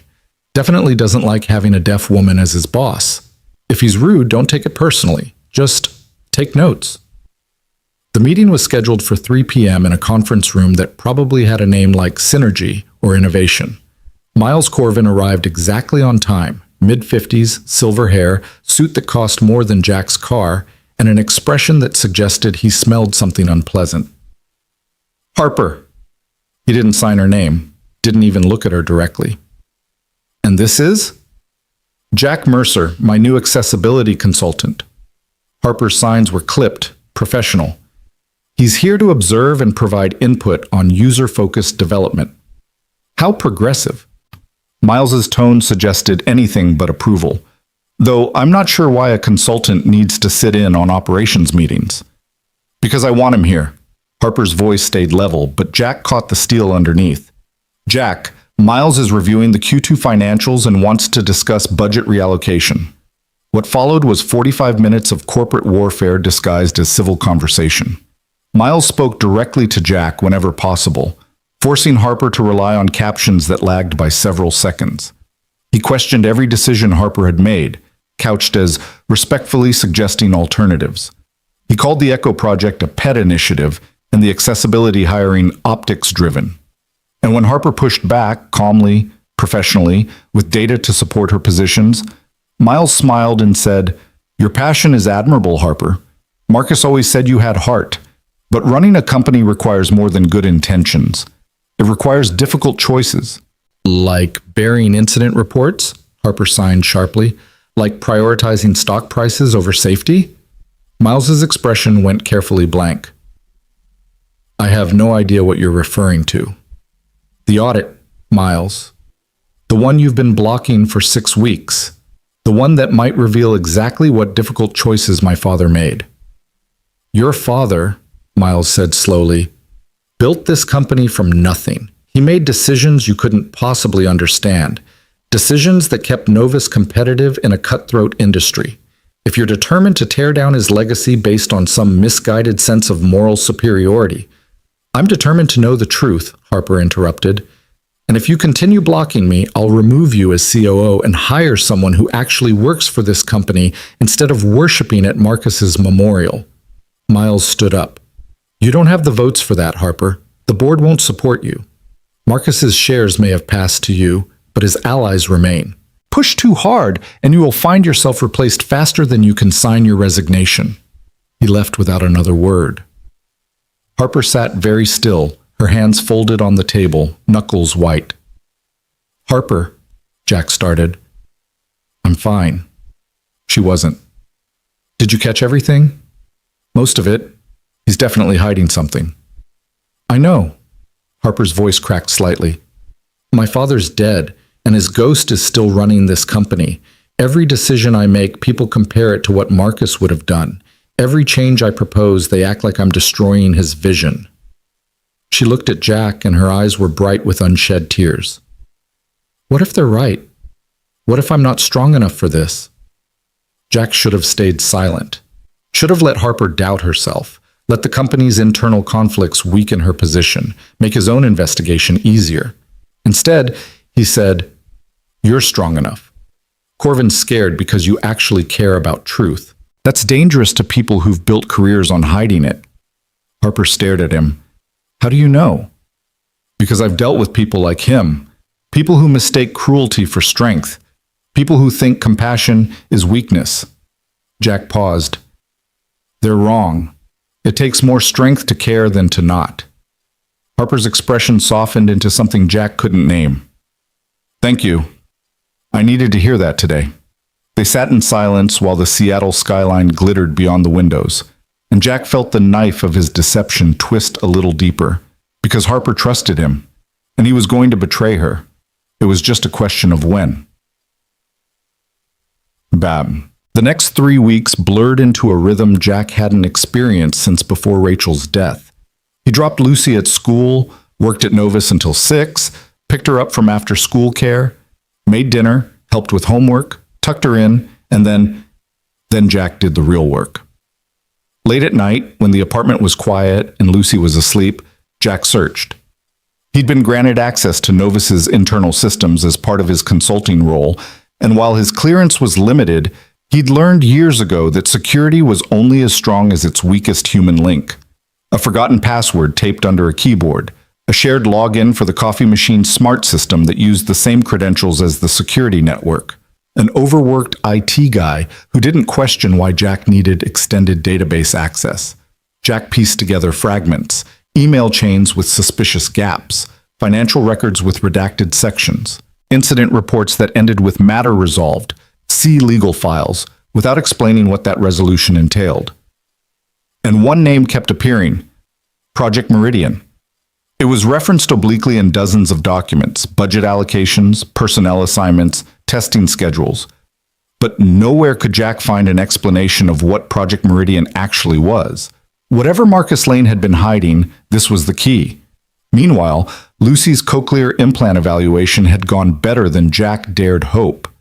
Dr. Sarah Kimura at Seattle Children's had spent 3 hours with Lucy, testing, explaining, answering questions with the kind of patience that made Jack want to cry with gratitude. The verdict? Lucy was an excellent candidate. The surgery could happen within 3 months. The program would cover 90% of costs. Jack's share would be about $8,500, more money than he had, but less than he'd feared. Harper had been there for the evaluation. Not hovering, not intrusive, just present. She'd signed with Lucy, talked shop with Dr. Kimura, and when Lucy asked if the implant would let her hear Daddy's voice like on TV, Harper had said, "Even better, like magic." Afterward, in the parking lot, Harper had pulled Jack aside. "I can help with your portion of the costs," she said quietly. "Don't argue. This isn't charity. It's just what should have been there from the beginning. What would have been there if the system wasn't broken? Let me fix this one small piece of it." Jack had said yes, because Lucy deserved this, because he was running out of reasons to say no, because every day he spent with Harper, the lines blurred a little more. The moment that broke him came on a Tuesday evening. Jack was working late on the Echo prototype. They were close to a breakthrough on emotional context recognition when he heard shouting from Harper's office. He found her facing off against Miles Corvin, 3 board members clustered behind him like an angry mob. "You can't do this," Harper was signing furiously, her voice raised. "Those files are company property." "Those files are legally protected documents that you, as CEO, have no authority to access without board approval." Miles's smile was cruel. "Your father understood boundaries, Harper. Perhaps it's time you learned." "My father lied. He covered up. Careful." Miles's voice went cold. Defaming Marcus Lane while standing in his building is a good way to find yourself standing outside it. The board has concerns about your leadership. Don't give us reasons to act on them. Harper looked around at the board members, Marcus's old friends, men who'd built empires alongside him, and Jack saw her realize she was alone. Then she saw Jack in the doorway. "Jack," Harper's hands trembled as she signed. "Can you escort these gentlemen out? Meeting's over." Miles sneered. Your accessibility consultant is your security now? How progressive? Get out. Harper's voice didn't shake. All of you. And Miles? Consider yourself on notice. Push me again, and I'll find every skeleton you've buried alongside my father's. Don't test me. The men left, muttering about emotional women and Marcus's disappointment. Harper waited until the door closed. Then she collapsed into her desk chair and put her head in her hands. Jack moved without thinking, knelt beside her chair, put a hand on her arm, the universal gesture of, "I'm here." Harper looked up, tears streaming down her face. "I found something," she signed, her movements jerky with emotion. In Marcus's personal files, a project he was running, testing autonomous systems beyond safety parameters, pushing vehicles to failure points to see what would happen. And when they failed, when people got hurt, he buried it, paid them off, silenced them. Jack's heart stopped. What project? Project Meridian. Harper's hand shook. Jack, I think my father killed people. Not accidentally, not through negligence. He knew the systems were failing, and he deployed them anyway because he wanted market share, wanted to beat the competition. And when people died, he called it acceptable losses in the pursuit of innovation. The room tilted. Jack gripped the edge of the desk. How many? He managed to ask. I don't know. The files are encrypted, but there's a list. Names, dates, settlement amounts. At least a dozen cases from 2020 to 2024. Harper wiped her eyes angrily. I'm going to expose it, all of it. I don't care if it destroys the company. I don't care if I lose everything. People deserve to know what Marcus did, what I inherited. Jack stared at this woman, this broken, righteous, complicated woman who was about to blow up her own life to expose the truth that included Rachel. Harper, Jack said carefully, if you do this, I know. She smiled bitterly. I'll lose the company, probably face lawsuits, maybe criminal charges if they can prove I knew earlier and stayed silent. But Jack, I can't live with this. I can't be the person who knew and did nothing. Even if that person is Marcus Lane's daughter. Jack should have been triumphant. This was what he wanted. Harper discovering the truth, the company facing consequences, justice finally being served. But all he felt was sick, because Rachel's name was on that list. And when Harper found it, she would know exactly who Jack was, what he'd been hiding, why he'd really taken this job. She would know he'd been using her, and somehow that knowledge hurt worse than 3 years of grief. What are you going to do? Jack asked quietly. Harper straightened, wiping the last of her tears. I'm calling a press conference, Friday. I'm going to release everything I've found and announce my resignation. Let the investigators sort through Marcus's crimes. At least then I can look at myself in the mirror. Harper, wait. I can't wait, Jack. Every day I don't speak up is another day I'm complicit. Another day I'm protecting Marcus's reputation over his victims. She took his hand, squeezed it. Thank you for being here, for believing in me, for reminding me that some things matter more than corporate survival. Jack felt his carefully constructed revenge fantasy crumble into ash, because Harper was going to do the right thing, and he was the one who'd been living a lie. Friday was 3 days away. Jack had 3 days to decide if he told Harper the truth or let her discover it herself.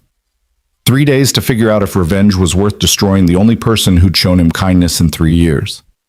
3 days to choose between justice and something that felt dangerously close to forgiveness. He left Novus that night knowing that whatever he decided, nothing would ever be the same. The story was reaching its breaking point, and Jack Mercer, father, widower, engineer, and accidental friend to his own enemy, had no idea which way it would break. Jack didn't sleep that night. He sat at his kitchen table watching the sky turn from black to gray to the pale gold of dawn, his laptop open to a document he'd started and deleted 17 times. Each version began the same way. Harper, there's something I need to tell you. None of them found the right words to explain that he'd been lying since the moment they met. That his kindness in the cafe had been real, but everything after was calculated deception. That the man she'd trusted with her secrets and her dreams was the ghost of one of her father's victims come back to haunt her. By the time Lucy woke up, padding into the kitchen in her dinosaur pajamas, hair sticking up in directions that defied physics, Jack had written and deleted 23 drafts. His coffee had gone cold. His hands shook from exhaustion and something deeper, something that felt like standing on the edge of a cliff and realizing you'd forgotten how to fly. Daddy sat again, Lucy signed, climbing into his lap with the casual certainty of children who know they're loved. Jack wrapped his arms around her, breathing in the scent of her strawberry shampoo. Just tired, sweetheart. Lucy pulled back to study his face with Rachel's two perceptive eyes. You always tired now, since you started new job. It's a complicated job. Complicated means grown-up problems. Lucy's expression turned solemn. Mama used to say grown-ups make everything complicated. She said love is easy. Everything else is just noise. Jack's throat closed. Rachel had said it the night they got engaged when Jack was spiraling about career choices and financial planning and whether they were ready. Rachel had taken his face in her hands and signed, "Stop making this complicated. I love you. You love me. Everything else is just noise we can figure out together." Mama was smart, Jack signed. I know. Lucy kissed his forehead. Her version of comfort, learned from watching Jack do it to her. The nice lady from your work, Ms. Harper. She makes you sad too? Jack's heart stuttered. Why do you say that? Because you get the same face when you talk about her. The face you get when you look at Mama's pictures, like you want to be happy but forgot how. 6 years old and already too wise. Jack pulled Lucy closer, wondering when his daughter had learned to read him better than he could read himself. Ms. Harper is helping us, Jack signed carefully. She's the reason you get your surgery, the reason we can afford the thing that will let you hear better. I know, she's nice. Lucy paused, then, do you like her? It was such a simple question, the kind of question children asked without understanding the weight they carried. Did Jack like Harper Lane, the woman whose company killed his wife? The woman who was trying to expose her father's crimes at the cost of everything she'd built? The woman who cried over Lucy's kindness and stayed late at the office to get the echo translation just right and called Jack at midnight because she was terrified of making the wrong decision? It's complicated, Jack signed. Lucy made a disgusted face. Grown-ups always say that. Because it's always true. But as Jack got Lucy ready for school, ponytails still crooked, hearing aids checked, lunch packed with the juice boxes Lucy loved and the carrot sticks she'd ignore, he realized his daughter was right. Love was simple. It was revenge that made things complicated. Rachel would have known what to do. Rachel had always seen the path forward with crystalline clarity, navigating moral ambiguity like it was another language she'd mastered. But Rachel was gone, and Jack was alone in this impossible space between justice and mercy, between the man he'd been and the man he was becoming. He dropped Lucy at school and headed to Novus, his employee badge heavy in his pocket like a stone he'd chosen to carry. The lobby was more crowded than usual, reporters clustered near the entrance, cameras ready, voices sharp with speculation. Word had leaked about Harper's press conference. The vultures were circling. Jack took the elevator to the 70th floor, where the atmosphere felt like the moment before a bomb detonated.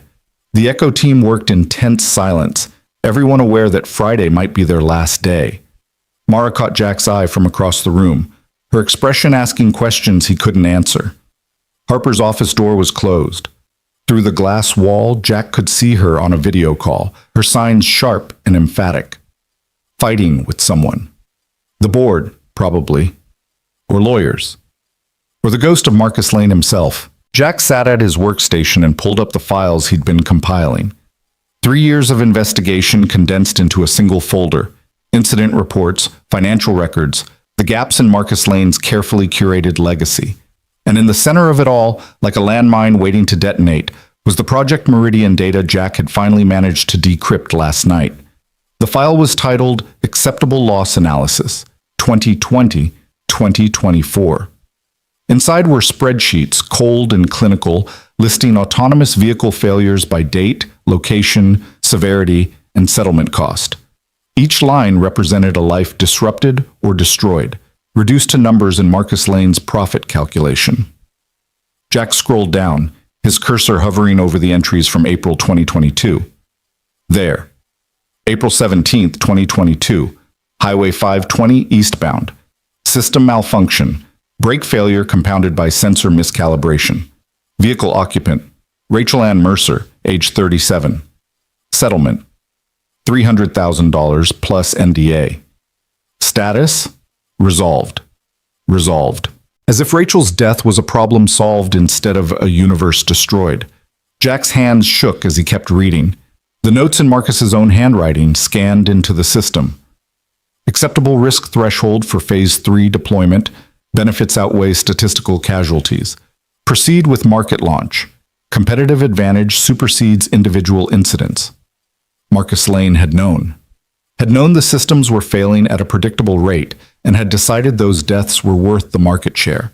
Had calculated exactly how much each life was worth in settlement costs and determined it was cheaper than delaying the product launch. Rachel had died so Marcus Lane could beat Tesla to market by 3 months.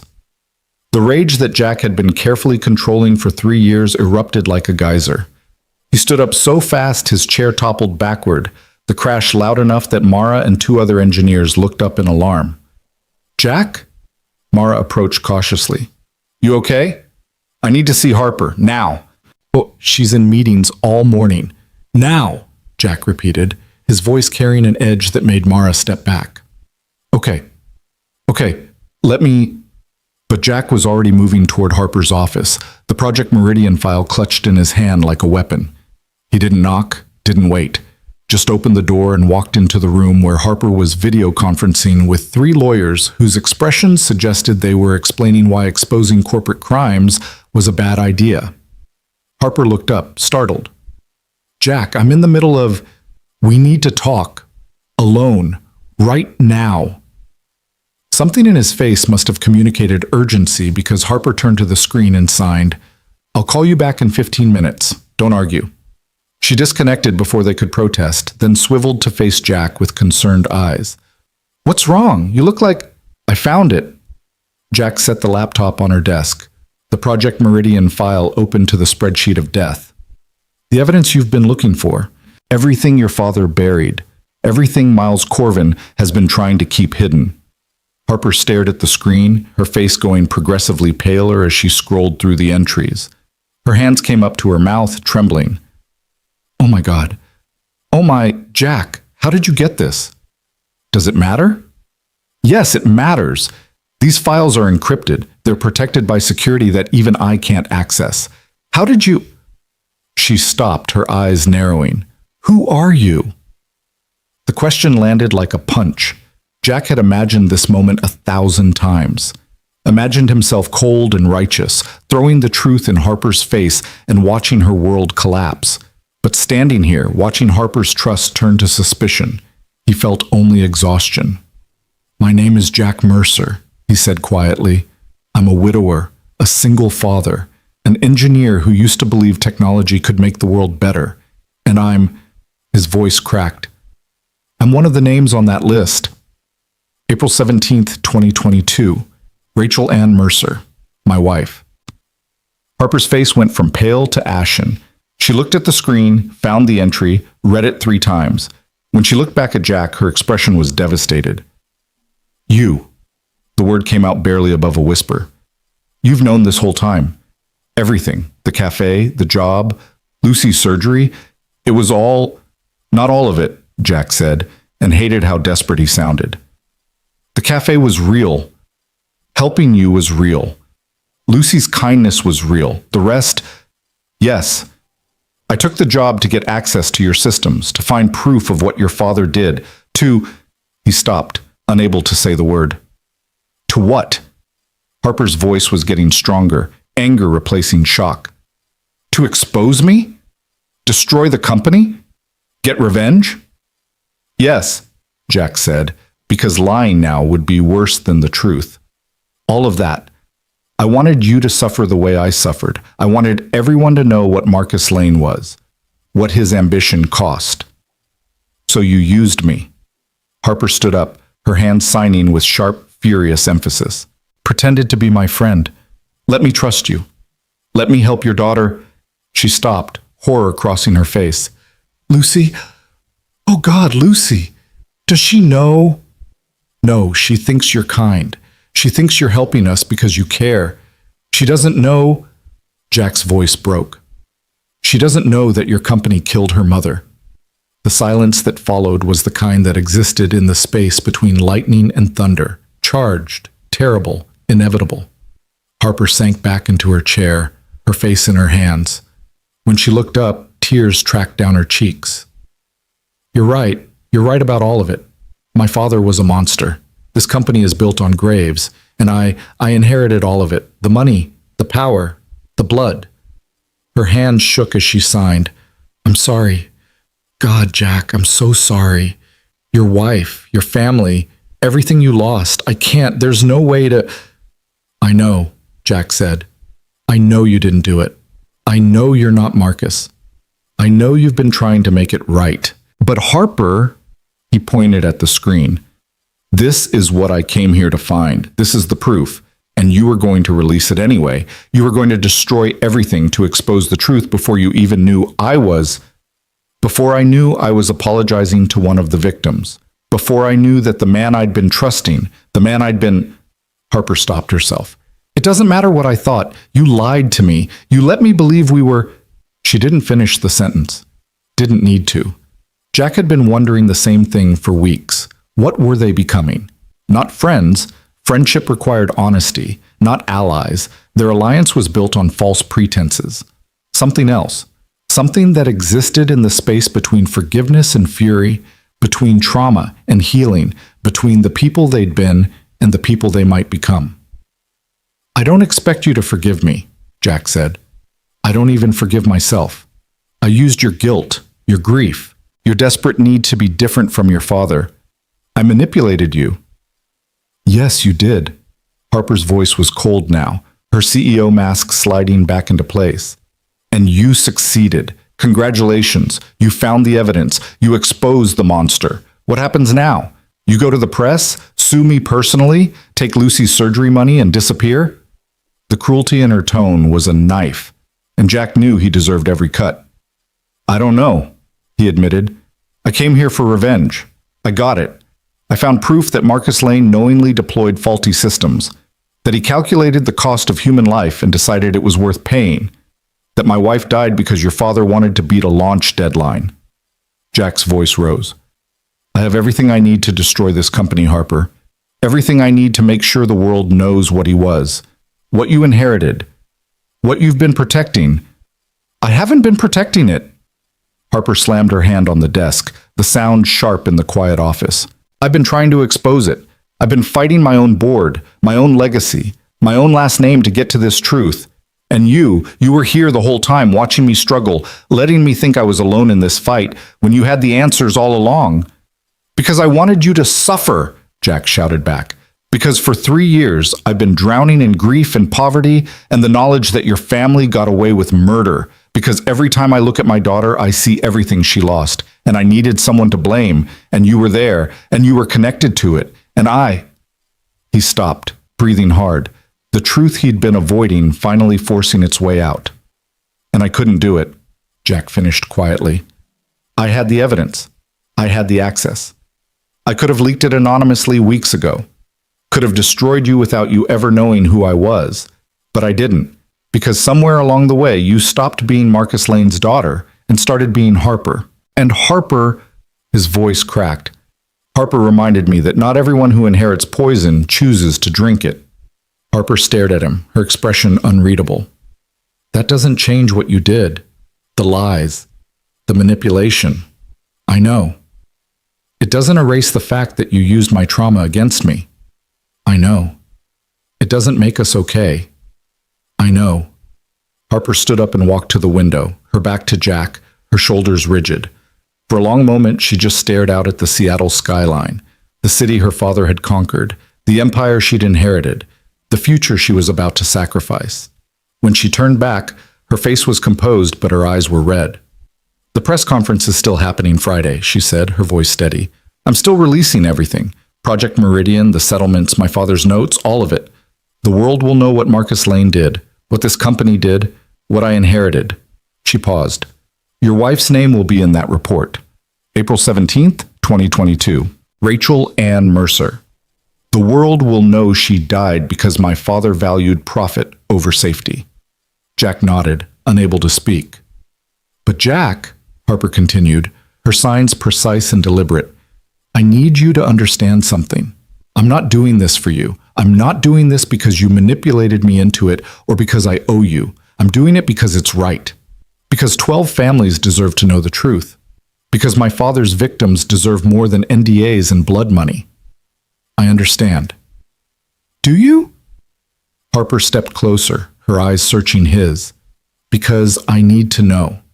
When this is over, when the company collapses and the lawsuits start and my name is synonymous with corporate negligence, will you be satisfied? Will destroying everything I've tried to build be enough payment for what you lost? It was the question Jack had been asking himself for 3 weeks. Would it be enough? Would watching Harper's empire crumble fill the Rachel-shaped hole in his chest? Would seeing Marcus Lane's name dragged through the mud bring Lucy's mother back? Would any amount of corporate destruction equal one more day with his wife? No, Jack said, and the admission felt like breaking. It won't be enough. Nothing will be enough. Rachel's gone. Lucy grew up without a mother. I spent 3 years in hell. And exposing your father, destroying this company, it doesn't undo any of that. It just makes sure other people know. Other families. So maybe the next time a CEO decides profit matters more than lives, they'll remember what happened to Marcus Lane's legacy. And to me, Harper added quietly, they'll remember what happened to me, the daughter who tried to make it right and lost everything anyway. You won't lose everything. Won't I? Harper's laugh was bitter. The board will vote me out by Monday. The company will probably file for bankruptcy within 6 months. Every decision I've made will be scrutinized, every initiative questioned. Echo, the accessibility wing, the jobs I created for deaf engineers, all of it will be dismantled by whoever takes over. Marcus's victims will finally get justice, and in the process, everything I tried to build differently will be destroyed too. Jack hadn't thought about that. Hadn't considered that exposing Marcus Lane would also bury Harper Lane's attempts at redemption. Then don't do it, he heard himself say. Don't hold the press conference. Keep the evidence buried. Protect what you've built. Harper's eyes widened. Are you serious? Jack, this is what you wanted. I wanted revenge. I wanted to hurt the people who hurt me. But Harper, Jack gestured at the office around them, at the Echo prototype on the desk, at the photograph Harper kept of her team celebrating their first successful real-time translation. This isn't Marcus Lane's company anymore. You've been changing it. The accessibility initiatives, the inclusive hiring, the technology that actually helps people, that's yours. And if we destroy the company to expose Marcus, we destroy that too. We destroy the evidence that might prevent future deaths, Harper countered. Jack, I've thought about this from every angle. There's no good answer. Either I protect my father's victims by exposing the truth and lose everything I've built, or I protect what I've built and become complicit in covering up his crimes. There's no third option. What if there is? Jack pulled out his phone, his mind racing through possibilities. What if you don't go to the press? What if you go to the federal government? Harper frowned. What? The National Highway Traffic Safety Administration, the Department of Justice. Give them the evidence directly. Let them investigate. They can subpoena everything, force the board to cooperate, charge the people actually responsible, like Miles Corvin, without you having to blow up the whole company in a public press conference. That could take years, Harper said. And the board would fight it. They'd bury evidence, intimidate witnesses. Not if you give the investigators everything first. Not if you cooperate fully.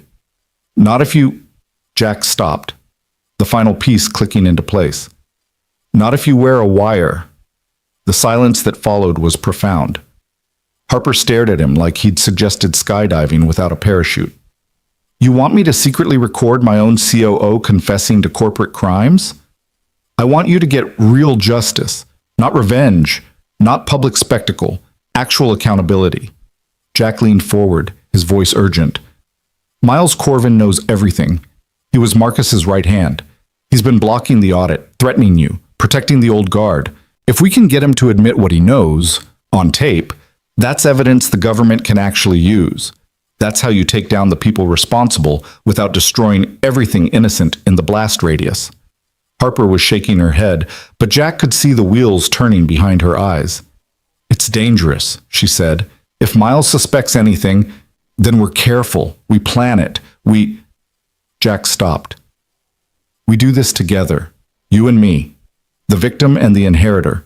Show the world that sometimes the people who should be enemies choose something better. Something better, Harper repeated, her voice hollow. Jack, 2 hours ago I thought we were friends. Then I found out you've been lying to me since we met. Now you want me to trust you with a plan that could get me killed or arrested? Why would I?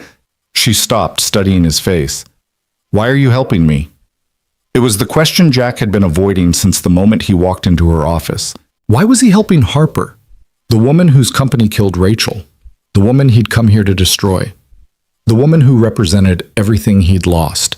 Because Lucy had called her beautiful and Harper had cried. Because Harper had knelt on a dirty cafe floor to talk to a 6-year-old she didn't know. Because Harper had offered help without knowing who Jack was or what she owed him. Because somewhere between revenge and redemption, Jack had stopped seeing Harper Lane, CEO, and started seeing Harper, scared, grieving, trying desperately to be better than her legacy.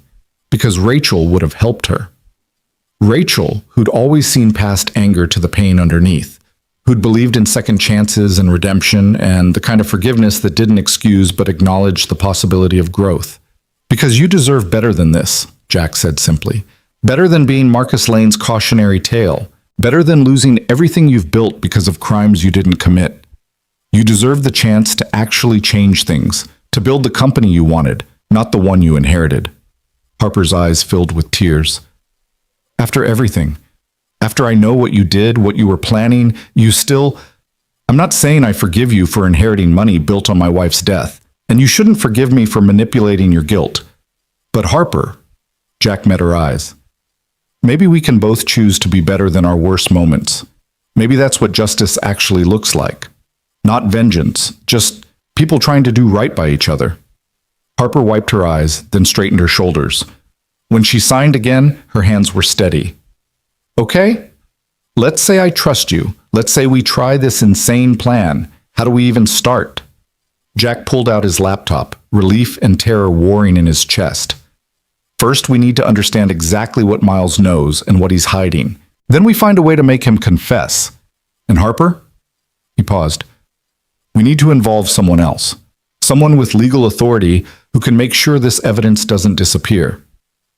Who? Jack had been thinking about this since the moment the plan crystallized. There was only one person with the combination of authority, integrity, and motivation to see this through. Agent Sarah Chen, Jack said.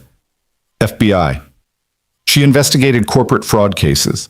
I met her during my lawsuit against Novus. She was looking into Marcus, but didn't have enough evidence to pursue charges.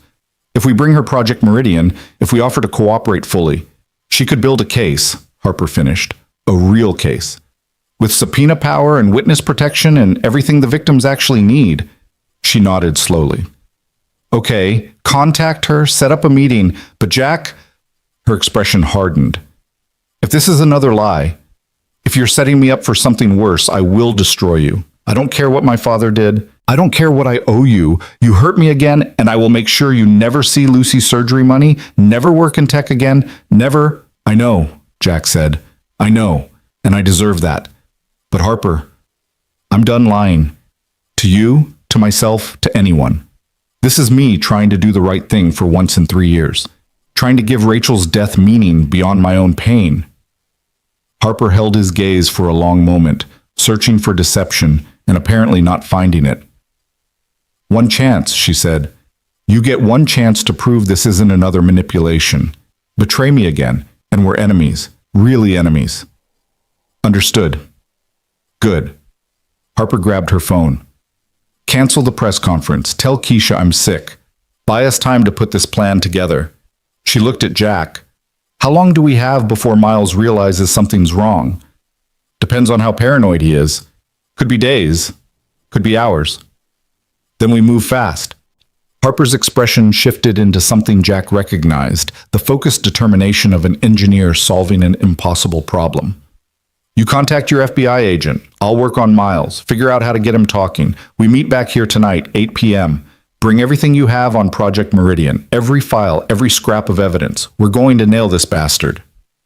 Jack felt something strange rising in his chest, something that felt dangerously like hope.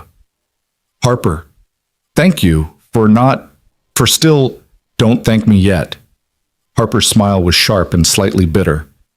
We might both be in prison by next week, or dead, or testifying against a corporation that has more lawyers than we have years alive. This is probably the stupidest plan either of us has ever had. Probably, Jack agreed, but it's better than destroying everything and calling it justice. Yeah, it is.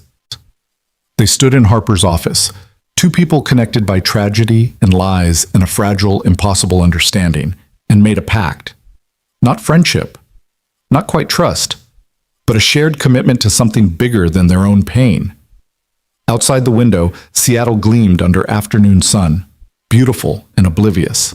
The city where Marcus Lane had built his empire and where his daughter was about to tear it down from the inside. Jack left Harper's office and headed back to his desk, where Mara immediately cornered him. What the hell was that about? She demanded. You look like you've seen a ghost. Something like that, Jack said. Mara, can I ask you something? Off the record. Mara's expression shifted to concern. Sure. If you found out someone lied to you, really lied, but they were lying because they'd been hurt and they were trying to protect themselves, would you forgive them? Mara studied him carefully. Depends on the lie. Depends on what they did after the truth came out. People lie for all kinds of reasons, Jack. Some lies are shields, some are weapons. The question is whether the person wielding them is trying to protect or destroy. And if they were trying to do both, then they're human, Mara said simply. And humans deserve the chance to choose better, but only if they actually choose it, not just talk about it. Jack nodded, filing that wisdom away. Thanks. Whatever's happening, Mara added quietly, be careful. This company has a history of crushing people who try to change it. Don't become another casualty. I'll try, Jack said, and meant it. The rest of the day passed in a blur of encrypted messages and careful planning. Jack reached out to Agent Sarah Chen through her official FBI contact. She remembered him from the Novus lawsuit, remembered his wife's case, and agreed to meet that evening. She didn't promise anything except to listen, but that was more than Jack had dared hope for. He picked up Lucy from school, made dinner, helped with homework, all while his mind raced through scenarios. How to approach Miles, how to get him talking, how to protect Harper while exposing the truth, how to keep Lucy safe if everything went wrong. At 7:45 p.m., Jack's mother-in-law, Rachel's mom, who'd been a lifeline these past 3 years, arrived to watch Lucy. You look terrible, Margaret said, kissing Jack's cheek. Where are you going dressed like that? Jack looked down at his suit, realized he'd dressed like he was going to war. Work thing, important meeting, I'll explain later. You're always explaining later, Margaret said, but her eyes were kind. Go. Do what you need to do. Lucy and I will have a tea party and plot world domination. Jack hugged her, grateful beyond words for the family that Rachel had left him. Then he headed back to Novus, where Harper and Agent Chen were already waiting in a conference room that felt like a bunker. Agent Sarah Chen was in her 40s, with sharp eyes and the kind of stillness that came from years of interviewing liars. She didn't waste time on pleasantries. Mr. Mercer says you have evidence of systematic corporate negligence and conspiracy to conceal multiple wrongful deaths, she said to Harper. Is that accurate? Harper met her gaze steadily. Yes. My father, Marcus Lane, knowingly deployed autonomous vehicle systems with documented failure rates. When those systems killed people, he paid settlements and forced NDAs instead of fixing the problems or alerting authorities. I have the files. All of them. And you're willing to provide these files to the FBI? Yes. On 2 conditions. Harper's hand signed even as she spoke. First, you investigate everyone involved. Not just Marcus. He's dead. But Miles Corvin and anyone else who knew. Second, you let me help. I can get Corvin to confess. I can be your inside source. But I need immunity from prosecution. Agent Chen's expression didn't change. Ms. Lane, immunity isn't something I can promise without seeing the evidence and understanding your level of involvement. I inherited this company 4 months ago, Harper interrupted. I've been trying to expose these crimes since day one. I'm not asking for immunity because I'm guilty. I'm asking because I know how corporate law works. The moment you start investigating, my board will make me the scapegoat. They'll claim I knew everything, that I continued the cover-up, that I'm Marcus Lane's willing accomplice. I need protection, not from justice, from being buried by people trying to protect themselves. Agent Chen looked at Jack. You've seen the evidence? Yes, Jack said. It's real. Spreadsheets, emails, calculations of how much each death would cost in settlements versus how much profit they'd lose by delaying launch. Marcus Lane literally wrote acceptable losses in the margins. And you? Chen checked her notes. Your wife was one of those losses. Rachel Ann Mercer, April 17, 2022. I signed an NDA. I took the settlement because I was broke and desperate. But the NDA doesn't cover cooperation with law enforcement. I checked. Something in Chen's expression softened fractionally. Mr. Mercer, I remember your case. I wanted to pursue it, but my superiors said we didn't have enough evidence to overcome Novus's legal team. If what you're telling me is true, if you can provide documentation, we can, Harper said. She opened her laptop and turned it toward Chen. Project Meridian. Every incident, every cover-up, every life Marcus Lane considered an acceptable cost of doing business. Agent Chen read in silence for 10 minutes. Her expression never changed, but her hands gradually clenched into fists. Jesus Christ, she said finally. This is enough for RICO charges. Conspiracy, negligent homicide, maybe even second-degree murder if we can prove he knew the systems were failing and deployed them anyway. She looked up at Harper. Your father was a monster. I know, Harper said quietly, and you want to help us catch his accomplices. I want to make sure what he did never happens again. I want his victims to get real justice, and I want... Harper's voice cracked slightly. I want to build something better. I need the chance to prove that inheriting poison doesn't mean drinking it. Agent Chen studied her for a long moment. Then she nodded once. Okay, here's what's going to happen. You give me everything, all files, all evidence, complete access to your systems. In exchange, I speak to my supervisors about potential immunity if you cooperate fully.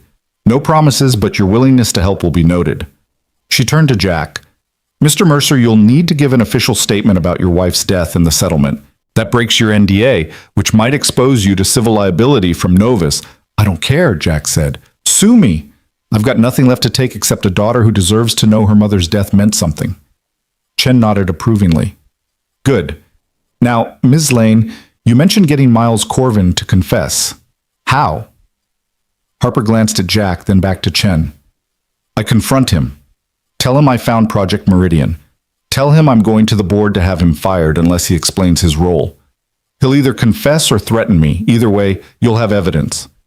And you'll be wearing a wire, Chen said. It wasn't a question. Yes.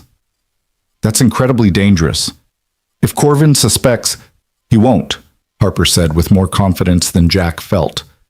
Miles thinks I'm a naive child playing CEO. He thinks I'm emotional and impulsive. I'll use that. Make him think I'm coming to him for advice, for help understanding what Marcus did. Get him to explain it in his own words. Agent Chen looked skeptical. Ms. Lane, with respect, this isn't a movie. Corvin is a career executive who's survived in a cutthroat industry for 30 years. If he senses a trap, then I improvise, Harper said. Agent Chen, I've spent my entire life reading people in a world designed for hearing people. I've learned to catch micro-expressions, body language, the 1,000 tiny cues that tell you when someone's lying. Miles Corvin might be good at corporate politics, but he's not good at hiding his contempt for me. I can use that. Jack felt pride and terror in equal measure. Harper was right. She'd survived in boardrooms where people openly dismissed her, had learned to navigate spaces designed to exclude her. But this was different. This was dangerous. I'll be there, Jack said. In the building. Close enough to intervene if something goes wrong. You can't, Chen said. If Corvin sees Mr. Mercer anywhere near this meeting, he'll know something's up. No. She held up a hand to forestall protest. I'll have agents nearby, plain clothes. If Ms. Lane signals distress, we move in immediately.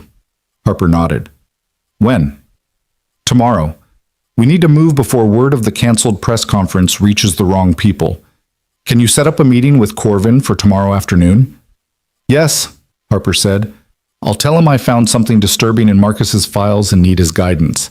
His ego won't let him refuse. The plan crystallized over the next 2 hours.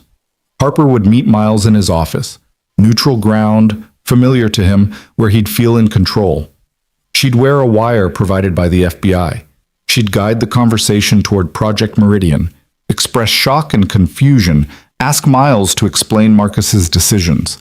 If Miles took the bait, if he admitted knowing about the cover-up, about the deliberate deployment of faulty systems, they'd have him. If he didn't, they'd still have Project Meridian, still have Harper's cooperation, still have enough evidence to start a real investigation.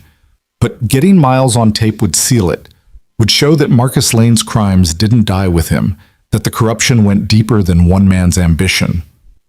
I need you both to understand something, Agent Chen said as they prepared to leave. Once this starts, there's no going back. The moment we start serving subpoenas, Novus Mobility will come after you both with everything they have. Legal teams, PR campaigns, private investigators. They'll dig into your lives, your finances, your histories. They'll try to destroy your credibility. She looked at Jack. They'll use your NDA against you. They'll paint you as a vindictive ex-employee. They'll make your wife's death about money instead of justice. Let them, Jack said. I'm done hiding. Chen turned to Harper. And you, they'll call you a traitor. Marcus Lane's ungrateful daughter. They'll say you're destroying your father's legacy for publicity. Every decision you've made as CEO will be scrutinized and criticized. You might lose everything. I already lost everything the day I learned what my father really was, Harper said. This is me trying to build something from the rubble, even if I end up buried in it. Agent Chen smiled slightly, the first expression of warmth Jack had seen from her. You're either very brave or very stupid. Possibly both. She stood up. Get some rest. Tomorrow's going to be the longest day of your lives. And if this goes wrong, if Corvin gets violent or suspicious, you run. Understood? No heroics. Just survive and let us handle it. After Chen left, Jack and Harper sat in the empty conference room, the weight of what they were about to do settling over them like snow. Are we insane? Harper asked quietly. Probably, Jack said. But I think we're insane together, which is slightly better than being insane alone. Harper laughed, a real laugh, startled out of her by the absurdity of their situation. Jack Mercer, this is absolutely the weirdest friendship I've ever had. Friendship? Jack raised an eyebrow. 6 hours ago, you were threatening to destroy me. I still might, Harper said, but her smile took the edge off. This is conditional friendship, probationary. You're on double secret friendship probation. I accept those terms. They sat in silence for a moment, two people on the edge of either triumph or disaster, bound together by loss and lies and a desperate hope that justice might be possible. Jack, Harper said finally, whatever happens tomorrow, thank you for giving me the chance to try, for not just burning everything down out of rage, she paused, for reminding me that people can be better than their worst moments. Same to you, Jack said, for not firing me the second you found out the truth, for still wanting to help Lucy even after you knew I'd been using you, for choosing to fight instead of run. Harper extended her hand. Partners? Jack took it. Partners. They shook, and the gesture felt like a contract written in hope and sealed with mutual understanding of how badly this could go. Tomorrow, Harper would face down her father's accomplice. Tomorrow, Jack would watch the woman he'd come to destroy risk everything for the truth. Tomorrow, they would either expose one of the biggest corporate cover-ups in automotive history or become just two more casualties of Marcus Lane's legacy. But tonight they were two people who'd chosen to trust each other despite every reason not to. Who'd decided that revenge was less important than justice. Who'd learned that sometimes the people who should be enemies find something better in the ruins of what they've lost. Jack left Novus at midnight, the city lights reflecting off the glass towers like a promise or a warning. He stopped by Lucy's room when he got home, watching his daughter sleep with Mr. Whiskers tucked under her arm, and whispered a promise to Rachel's ghost. I'm going to make it right. I'm going to make sure what happened to you stops happening to other people. And I'm going to do it the way you would have, with truth instead of rage, with justice instead of vengeance. Lucy stirred in her sleep, signing something that looked like "Love you, Daddy." Jack kissed her forehead and prepared himself for war. Tomorrow, everything would change. The only question was whether they'd survive the change. The morning arrived with rain, the kind of Seattle downpour that turned the world gray and indistinct, as if the city itself was holding its breath. Jack stood at his kitchen window watching water stream down the glass while Lucy ate cereal behind him, her hearing aids already in place, her dinosaur backpack already packed for school. "Big day, Daddy?" Lucy signed around a mouthful of Cheerios. Jack turned, forcing a smile. "Just another workday, sweetheart." Lucy's expression said she knew he was lying, but she let it go. 6 years old and already learning that sometimes adults needed their secrets. It broke Jack's heart a little. He dropped her at school, extra long hug today, which Lucy tolerated with the patient acceptance of children who understood their parents were fragile, and then stood in the rain outside Cedar Grove Elementary, his phone vibrating with messages he wasn't ready to read. Finally, he looked. Harper. FBI tech came by at 6 a.m. to fit the wire. It's smaller than I expected. Also more terrifying. Harper. Meeting with Miles is set for 2 p.m. He sounded suspicious when I called, but agreed. Said he's been concerned about my decision-making lately. Harper. Jack, if this goes wrong, make sure Lucy gets the surgery money. I set up a trust. My lawyer has the details. It's not dependent on me being alive or CEO or anything. Promise me. Jack's hand shook as he typed back. Nothing's going wrong. You're going to nail this bastard and walk out a hero. Harper. Heroes usually end up dead. I'm aiming for alive and slightly less traumatized. Harper. See you at Novus. Don't come to Miles's office, Agent Chen's orders, but be there. I need to know someone's watching. Jack drove to Novus through rain that felt like an omen.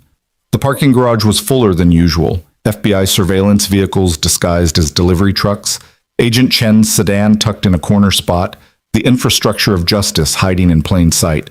Jack's employee badge got him through security, but instead of going to the 70th floor, he went to 68, close enough to respond if needed, far enough to maintain plausible deniability. He found an empty conference room with windows facing the street and settled in to wait. His laptop displayed the Project Meridian files.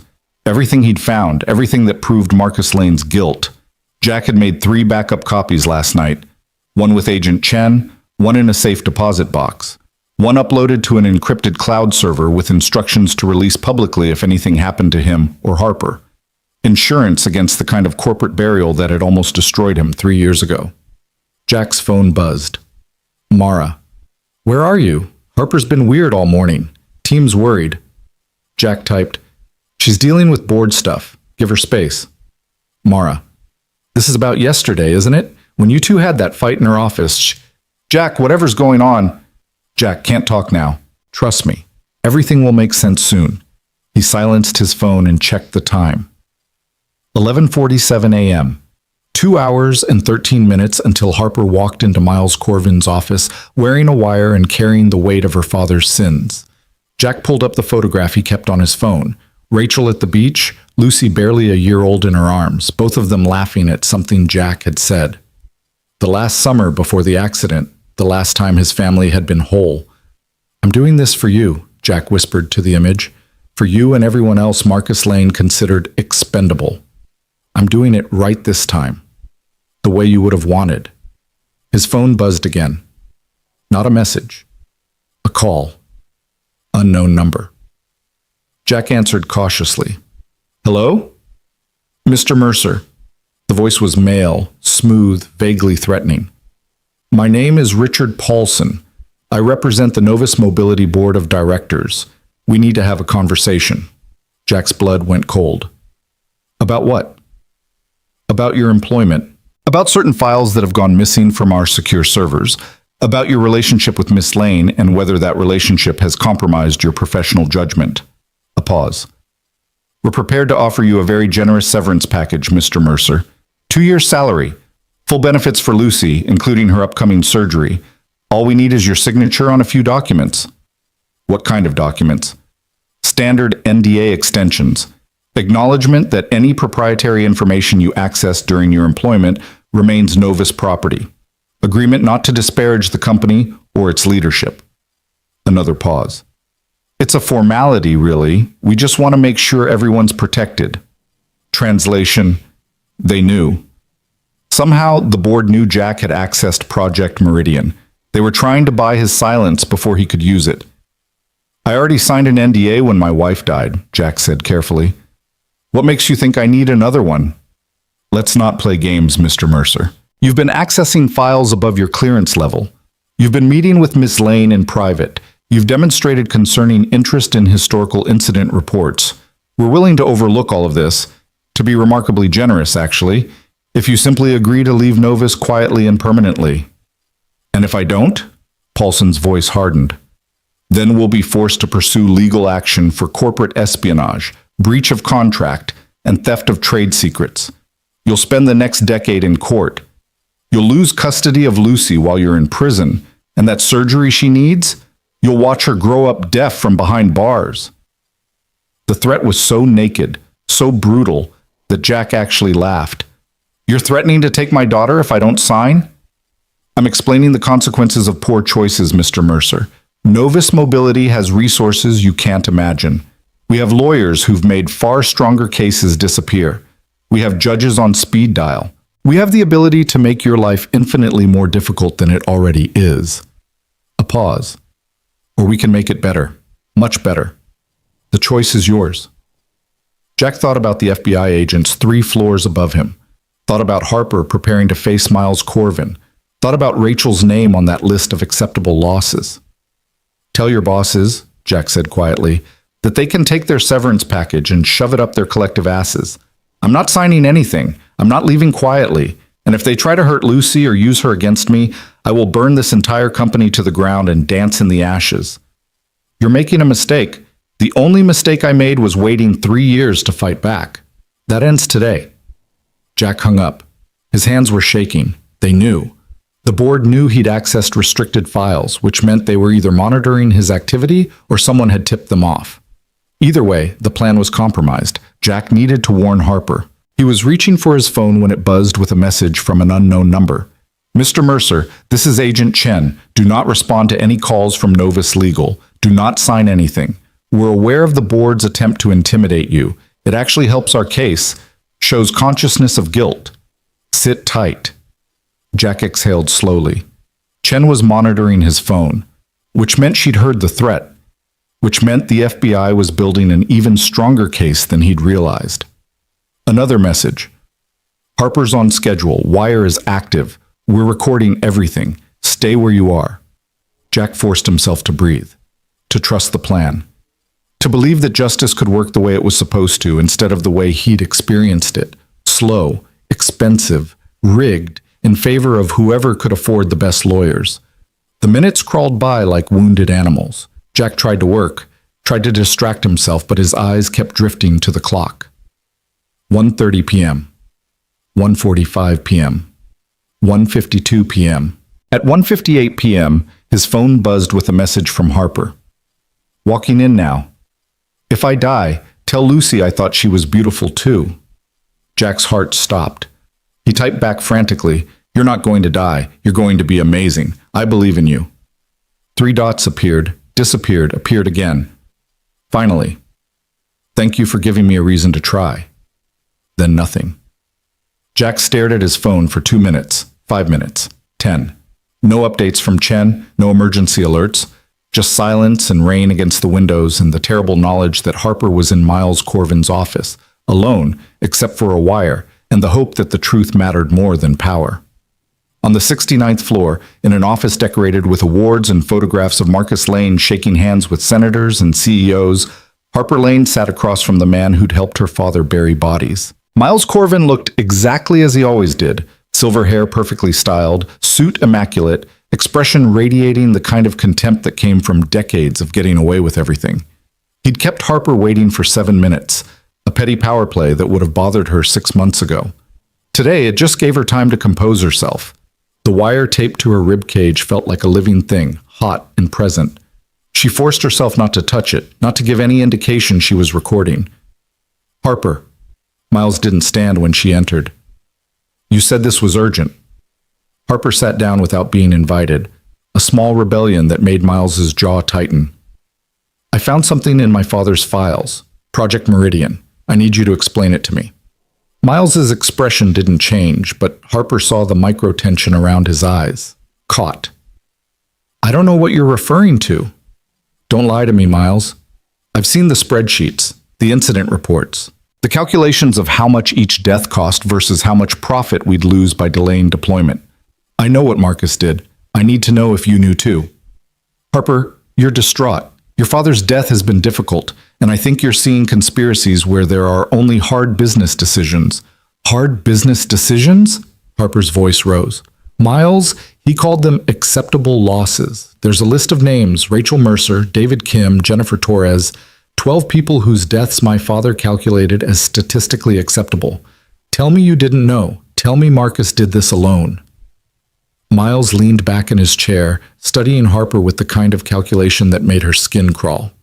What exactly are you asking me, Harper? Are you asking if your father made difficult choices to ensure this company survived in a competitive market? Yes, he did. Are you asking if those choices sometimes involved risk assessment that prioritized the greater good over individual tragedy? Also, yes. That's called leadership. That's called murder, Harper said, her hands signing the words even as she spoke them. He knew the systems were failing. He deployed them anyway. People died because Marcus Lane wanted to beat Tesla's launch date by 3 months. You're being dramatic. Your father was a visionary who understood that technological progress requires sacrifice. Every innovation has casualties, Harper. The automobile killed thousands when it was first introduced. Air travel, nuclear power. The internet has destroyed countless lives through addiction and misinformation. But we don't stop innovating because people get hurt. We accept that progress has a cost. And what was the cost? Harper demanded. What did you and Marcus decide was acceptable? How many dead families? How many grieving children?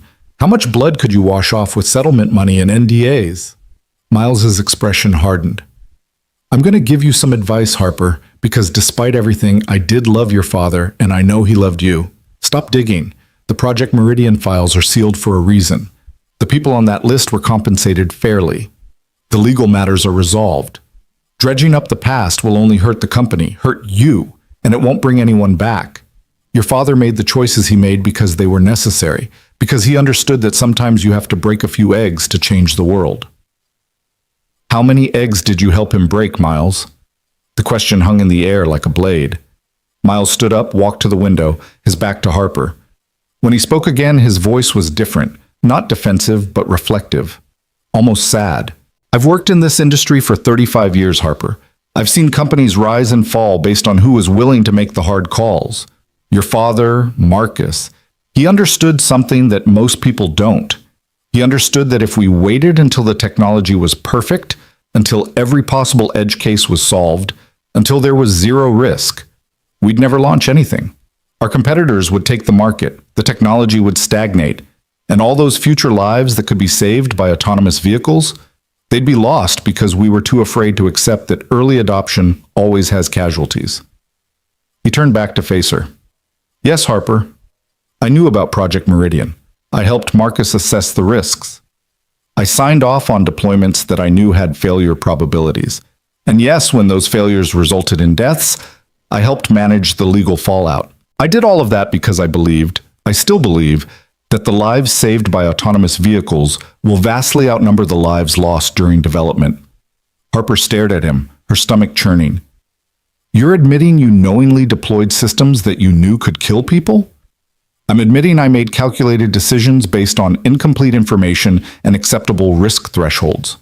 That's literally my job, Harper. That's what a COO does. We assess risk and make calls. Sometimes those calls result in tragedy.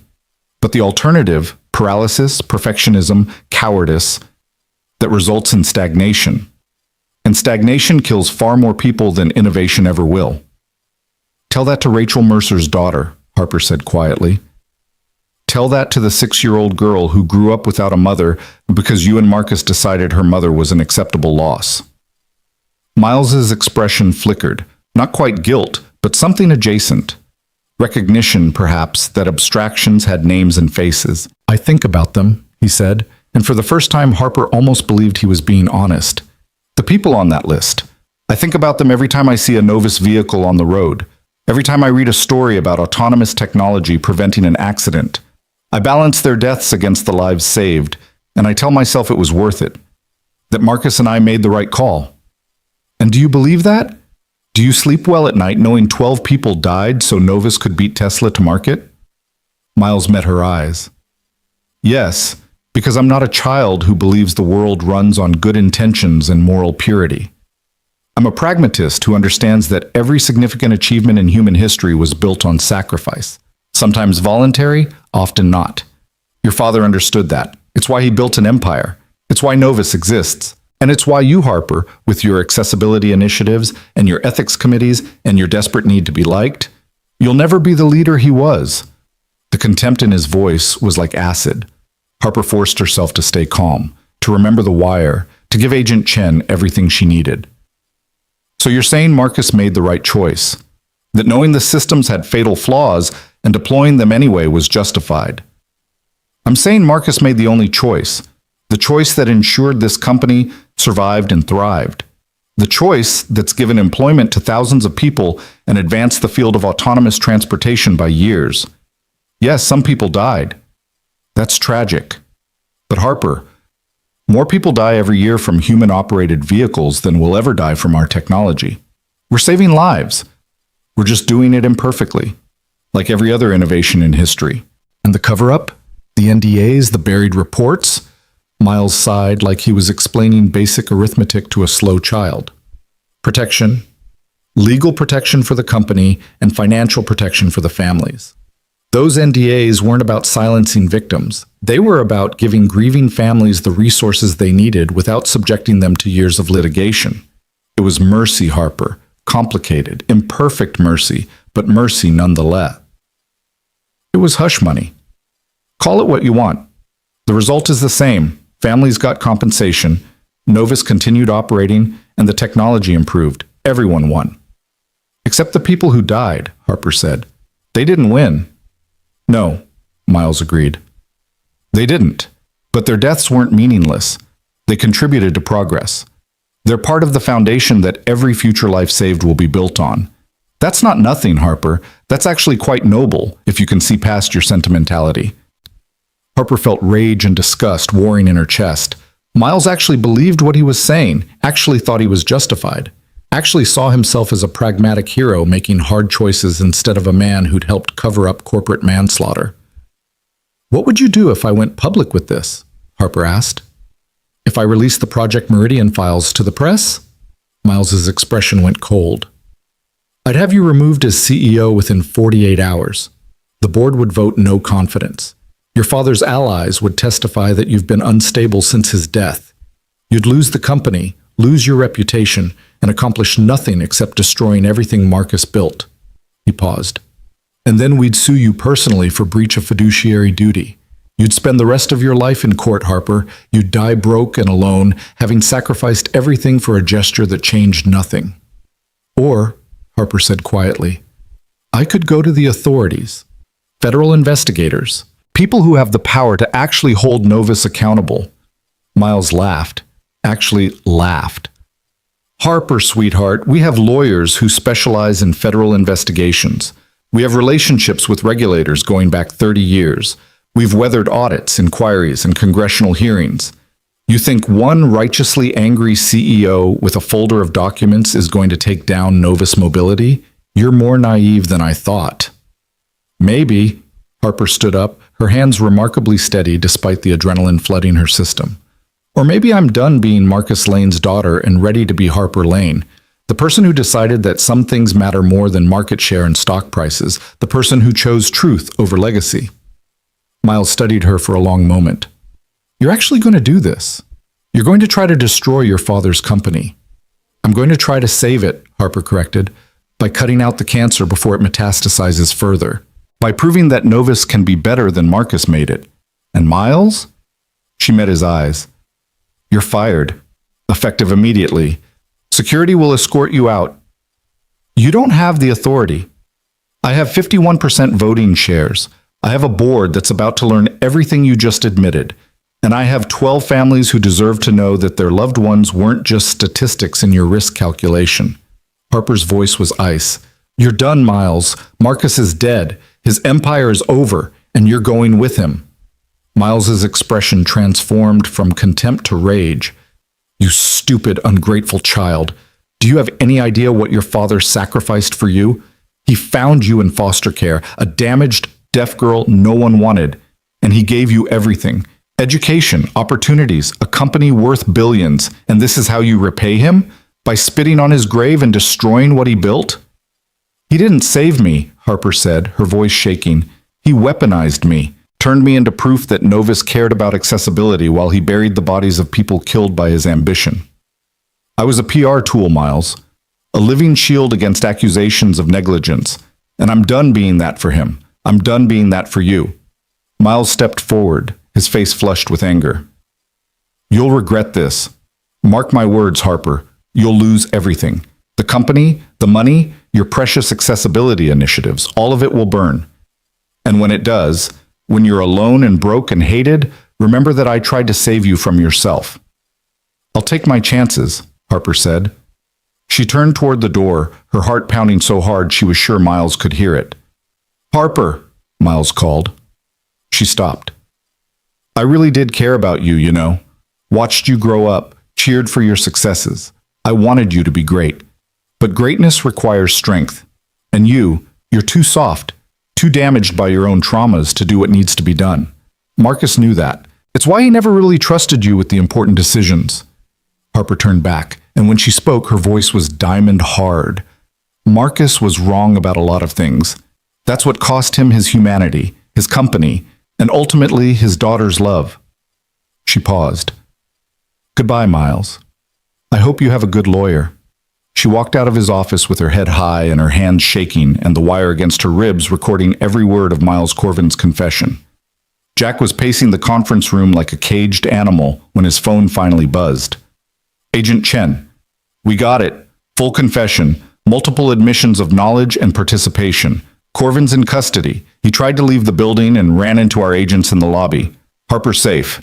Meet her on 70. Jack's knees nearly buckled with relief. He grabbed his laptop and sprinted for the elevator, his heart hammering against his ribs. The ride to the 70th floor felt like it took years. When the doors opened, he found chaos. FBI agents were everywhere, boxing up files, imaging hard drives, interviewing stunned employees. The Echo team clustered in a corner, Mara's purple hair visible above the crowd.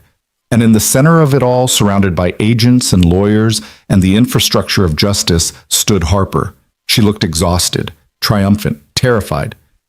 And when she saw Jack, her face crumpled into something between a sob and a laugh. Jack crossed the room in 3 strides and pulled her into a hug. Harper clung to him like he was the only solid thing in a collapsing world. We did it, she whispered against his shoulder. Oh God, Jack, we actually did it. You did it, Jack corrected. You walked in there and faced him down. You got him to confess everything. Harper, you were incredible. I thought I was going to throw up the entire time. He basically admitted to everything, knowing about the faulty systems, helping Marcus cover up the deaths, threatening to destroy me if I went public. She pulled back, wiping her eyes.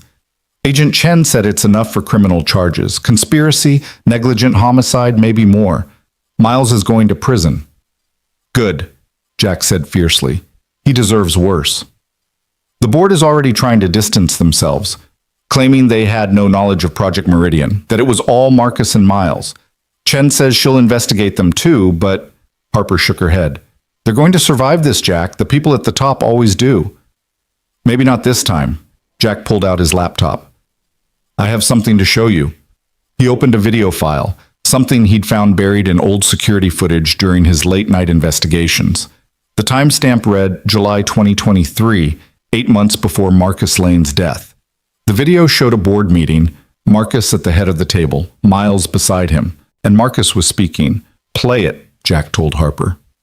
She watched, her expression shifting from confusion to horror as Marcus's voice filled the room through the laptop speakers. Gentlemen, we're at a critical juncture. Project Meridian has exceeded acceptable casualty thresholds. We've had 6 incidents this year alone. If we continue on this trajectory, federal investigation becomes inevitable.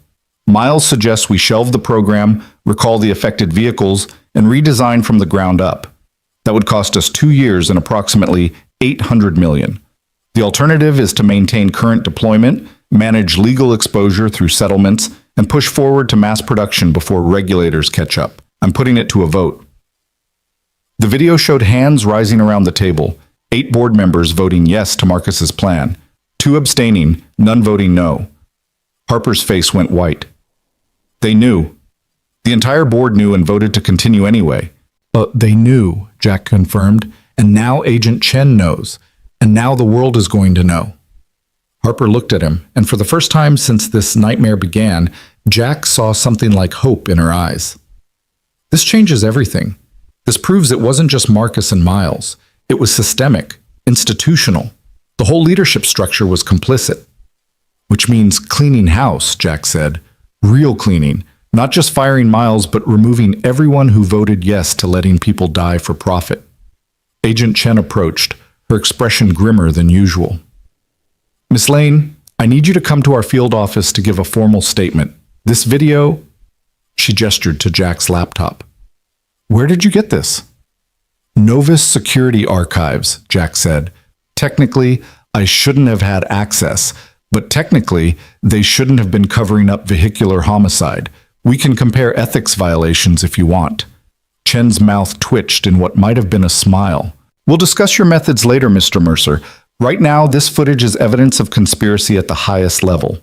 I'll need the original file, all metadata, and your testimony about how you obtained it. It's yours, Jack said. All of it. Whatever you need to make sure these people face consequences. Chen nodded. Ms. Lane, I meant what I said. You'll need to come downtown. We have a lot to discuss, including your immunity arrangement, but I want you to know what you did today took courage. Real courage. Your father's victims are going to get justice because of you. Harper's eyes filled with tears. Will it be enough? Will it undo what he did? No, Chen said honestly. Nothing can undo death, but it can prevent future deaths. It can show other CEOs that corporate negligence has consequences, and it can give those 12 families the acknowledgement they deserve, that their loved ones mattered, that their deaths weren't just acceptable losses. She left to coordinate with her team, leaving Jack and Harper standing in the wreckage of Marcus Lane's empire. I need to tell Lucy, Jack said quietly. She deserves to know what happened to her mother, why we had to do this. She's 6, but she's smart. She'll understand. How do you explain this to a child? Harper asked. How do you tell her that people chose money over her mother's life? Carefully, Jack said. Honestly, with the understanding that the world is complicated and sometimes broken, but also with the knowledge that we tried to fix it. That when we had the chance to choose revenge or justice, we chose justice. That matters. Harper nodded slowly. Jack, after this is over, after the trials and the restructuring and the media circus, what happens to us? To our weird probationary friendship? Jack thought about it. About the lies and the truth and the strange alchemy that had transformed them from enemies to allies to something neither of them had words for. I think we keep trying, he said. Keep building something better than what we inherited. You with Novus, or whatever it becomes after this, me with Lucy and figuring out what normal looks like without the weight of revenge. We keep trying to be better than our worst moments. That sounds exhausting, Harper said. Probably, Jack agreed. But it's better than the alternative.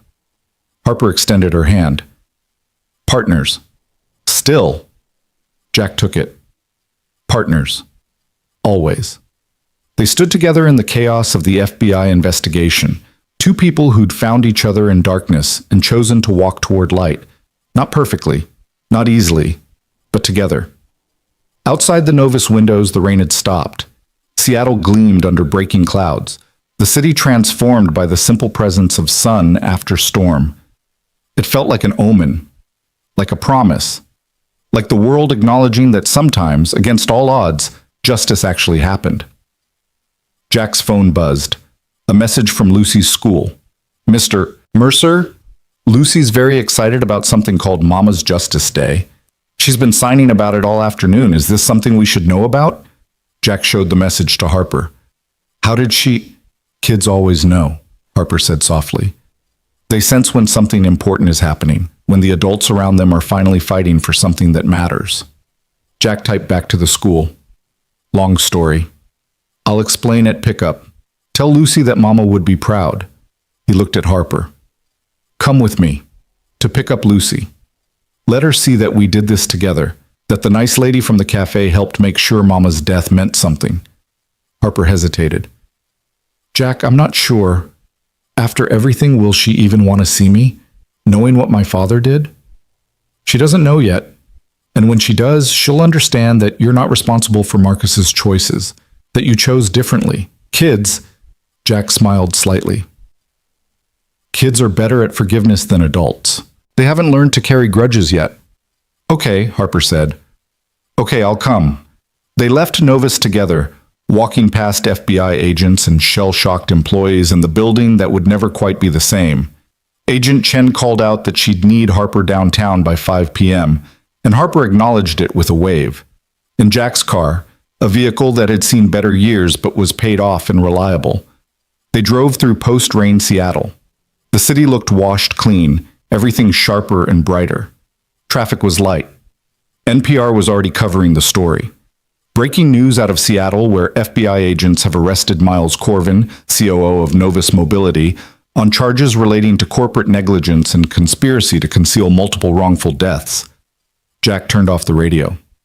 You ready for this? Once it's public, once the media gets the full story, my life becomes a circus, Harper finished. I know, Chen warned me. But Jack, I'd rather be the woman who told the truth and lost everything than the woman who stayed silent and kept it all. At least this way I can look at myself in the mirror. They pulled up to Cedar Grove Elementary just as dismissal began. Jack spotted Lucy immediately. Pink backpack, crooked ponytails, animated conversation with Emma involving elaborate hand gestures about dinosaurs or Power Rangers or whatever crucial topic 6-year-olds debated.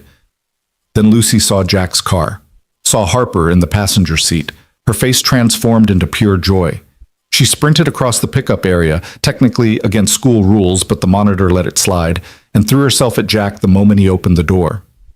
Daddy, the nice lady came. Did you do it? Did you get justice for Mama? Jack knelt down to Lucy's level, aware that other parents were watching, aware that his daughter had just shouted something that would raise questions. Yeah, sweetheart, we got justice, or we're getting it. It's complicated. Grown-ups always say that, Lucy signed, but she was smiling. She turned to Harper, who'd gotten out of the car and was standing awkwardly nearby. You helped my daddy? Harper knelt down too, eye level with Lucy. I tried. Your daddy was very brave. He helped me understand some hard truths, and together She paused, searching for words a 6-year-old would understand. We made sure that what happened to your mama can't happen to other people's mamas. We made the bad people face consequences. Lucy studied Harper's face with that unnerving child perception. You're sad, though, even though you won. Yeah, Harper admitted. I'm sad because the bad person was someone I loved, my father, and learning that people you love did terrible things, that's really hard. Lucy reached out and took Harper's hand. I'm sorry your daddy was bad. My daddy's good. You can share him if you want. Both adults froze. Jack felt his throat close up. Harper's eyes filled with tears. Harper's voice cracked. That's very kind of you, Lucy. Thank you. You're welcome, Lucy said with the casual generosity of children who hadn't yet learned that sharing love was complicated. Are you staying for dinner? Daddy makes good mac and cheese. Well, it's okay mac and cheese, but he tries. I'd like that, Harper said, looking at Jack for permission. Please, Jack said, stay. We can figure out what comes next, together. So they went to Jack's small apartment, the place that had been a way station through grief but was slowly becoming home again. Lucy chattered the entire drive, telling Harper about her upcoming surgery, about the book she was reading, about her best friend Emma's drama with the purple Power Ranger. Harper listened with full attention, signing responses that made Lucy laugh. And Jack watched in the rearview mirror as his daughter, Rachel's daughter, connected with the woman whose father had taken her mother away. Watched as Harper's rigid professionalism melted into something softer, something that looked like the beginning of healing. Dinner was indeed mediocre mac and cheese, supplemented by carrot sticks Lucy ignored and apple slices she devoured. They ate at the small kitchen table, Lucy between Jack and Harper, narrating her thoughts with the kind of running commentary that made adults exhausted just listening. After dinner, while Lucy was in the bathroom brushing teeth, Harper turned to Jack. "Thank you," she said quietly, "for inviting me here, for letting me be part of this. I didn't realize how much I needed." She gestured at the apartment, at the evidence of normal life continuing despite trauma. This, family, proof that people survive loss and keep going. "You're always welcome here," Jack said. Harper, you're part of this now. Part of our story. Not because of Marcus, because of who you chose to be when you had the chance." Lucy returned, dinosaur pajamas on, hearing aids out for the night. She climbed into Jack's lap with the ease of ritual. "Bedtime story?" she signed. "What kind?" Jack signed back. Lucy thought about it, then turned to Harper. "You tell it. Tell me a story about being brave." Harper looked panicked. "I don't know any—" "Tell her about today," Jack suggested. "Tell her about how you stood up to someone scary because it was the right thing to do." So Harper did. She told a simplified version, a story about a woman who inherited a company from her father, a company that had made mistakes and hurt people, about how the woman discovered the truth and had to decide whether to stay silent or speak up, about how speaking up was terrifying but necessary, about how sometimes doing the right thing meant losing things you cared about, but gaining something more important, integrity. Lucy listened with rapt attention, her eyes getting heavier as the story went on. "Did she win?" Lucy asked sleepily. "The brave woman?" "I don't know yet," Harper signed honestly. "The story's not finished, but she tried, and sometimes trying is enough." "Mama used to say that," Lucy murmured, already halfway to sleep. "Trying is the important part. The rest is just noise." Jack carried Lucy to bed, tucked her in with Mr. Whiskers, kissed her forehead. "Sweet dreams, baby girl. You did good today." "You too, Daddy. Love you. Love you more." When Jack returned to the living room, Harper was standing at the window looking out at Seattle's night lights. She'd been crying, her eyes were red, but she was smiling. "She's remarkable," Harper said. "Lucy, she's just so full of light, despite everything."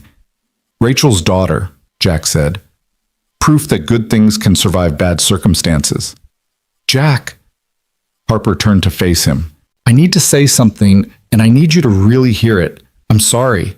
I'm so incredibly sorry for what my father did, for what he took from you and Lucy, for the 3 years you spent drowning because Marcus Lane valued profit over human life.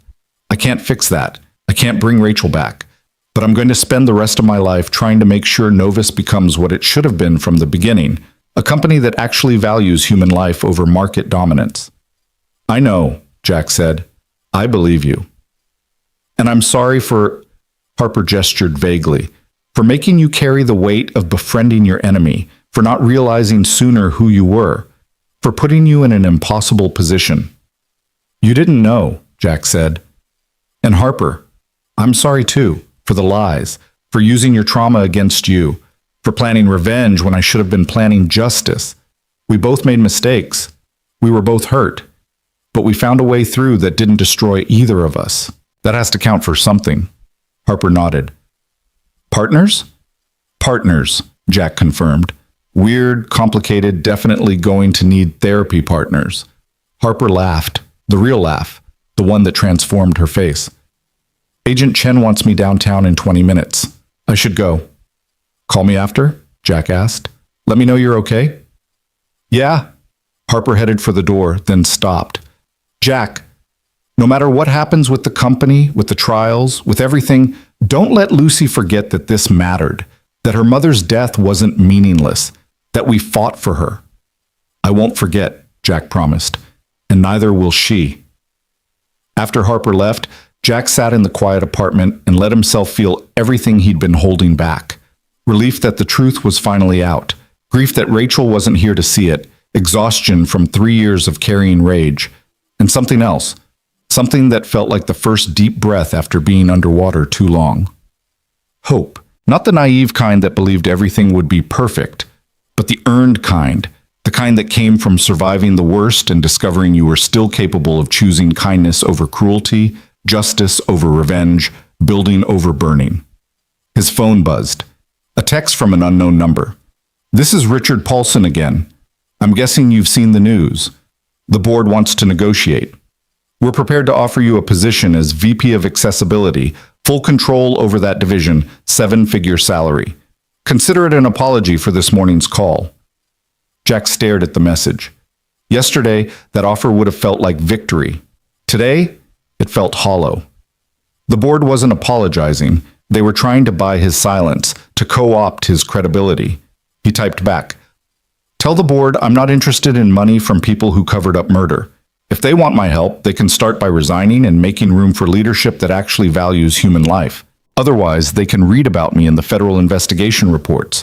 He hit send and blocked the number. Another text came through, this one from Harper. "At FBI field office.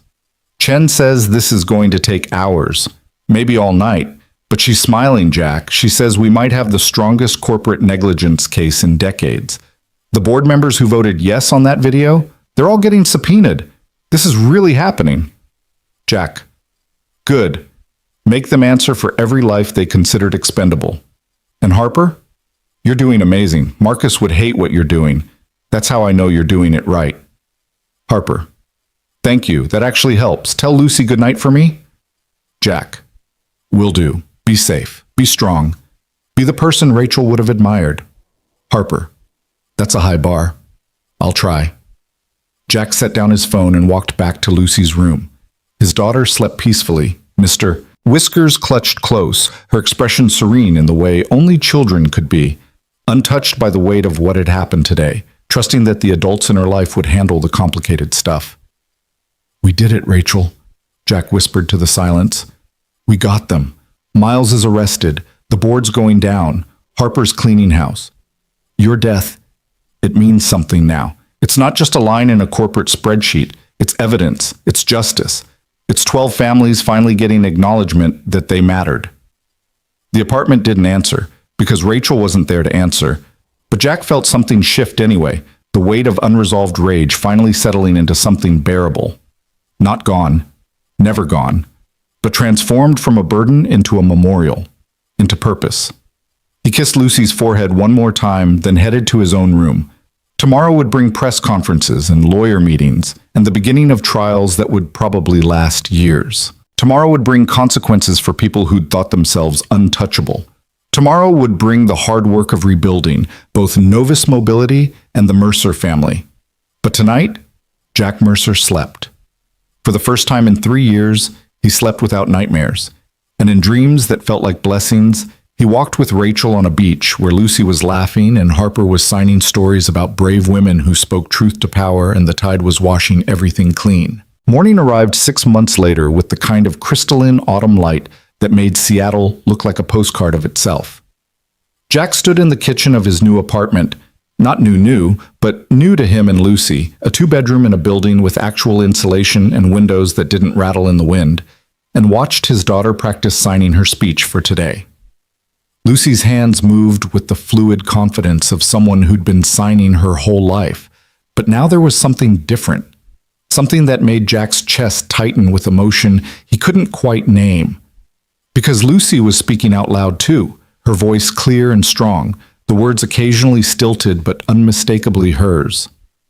The cochlear implant surgery had been 3 months ago. Dr. Kimura had warned them that results varied, that Lucy might need years of speech therapy, that hearing through an implant wasn't the same as natural hearing. But Lucy, stubborn, brilliant, determined Lucy, had thrown herself into the rehabilitation with the same intensity she brought to everything else. "How's this?" Lucy asked, signing and speaking simultaneously. "My name is Lucy Mercer, and I'm here to talk about my mama, Rachel Ann Mercer, who died because a company chose money over safety." Jack's throat closed up. "Sweetheart, you don't have to do this. You're 7 years old. No one expects you to speak at the shareholder meeting." "But I want to," Lucy insisted. "Harper said the people who voted yes need to see what they did. They need to see that I'm real, that Mama was real, that we're not just numbers in their files." "Harper's right," Jack admitted. "But Lucy, it's going to be hard. There will be reporters and cameras, and people who say mean things about Mama, about me, about all of us. Are you sure you're ready? Lucy climbed onto a kitchen chair so she could look Jack in the eye, a power move she'd learned from Harper, who frequently stood on stools during presentations to make sure people couldn't overlook her. Daddy, you were ready when you went to work for the people who hurt us. Harper was ready when she fought her own board. I can be ready, too. She paused, her expression turning solemn in that way that reminded Jack so much of Rachel it hurt. Mama would want me to be brave, right? Mama would want you to be safe, Jack corrected gently. But yeah, she'd also be so proud of your courage. Then let's go be brave together. Lucy hopped down from the chair. Is Harper picking us up? She's meeting us there. She had an early meeting with the new board. The new board. The phrase still felt surreal. After the FBI investigation had exposed the full extent of Project Meridian, after Miles Corvin and 3 other executives had been arrested on charges ranging from conspiracy to negligent homicide, Novus Mobility's old guard had crumbled. 5 board members had resigned before they could be forced out. 2 had been criminally charged as co-conspirators. The rest had been voted out by shareholders who suddenly cared very much about corporate ethics when those ethics affected stock prices. Harper had nearly been ousted too. There had been 3 months of brutal proxy battles, media scrutiny, and desperate attempts by Marcus Lane's remaining allies to paint Harper as an unstable child destroying her father's legacy. But then something unexpected had happened. The victims' families had spoken up.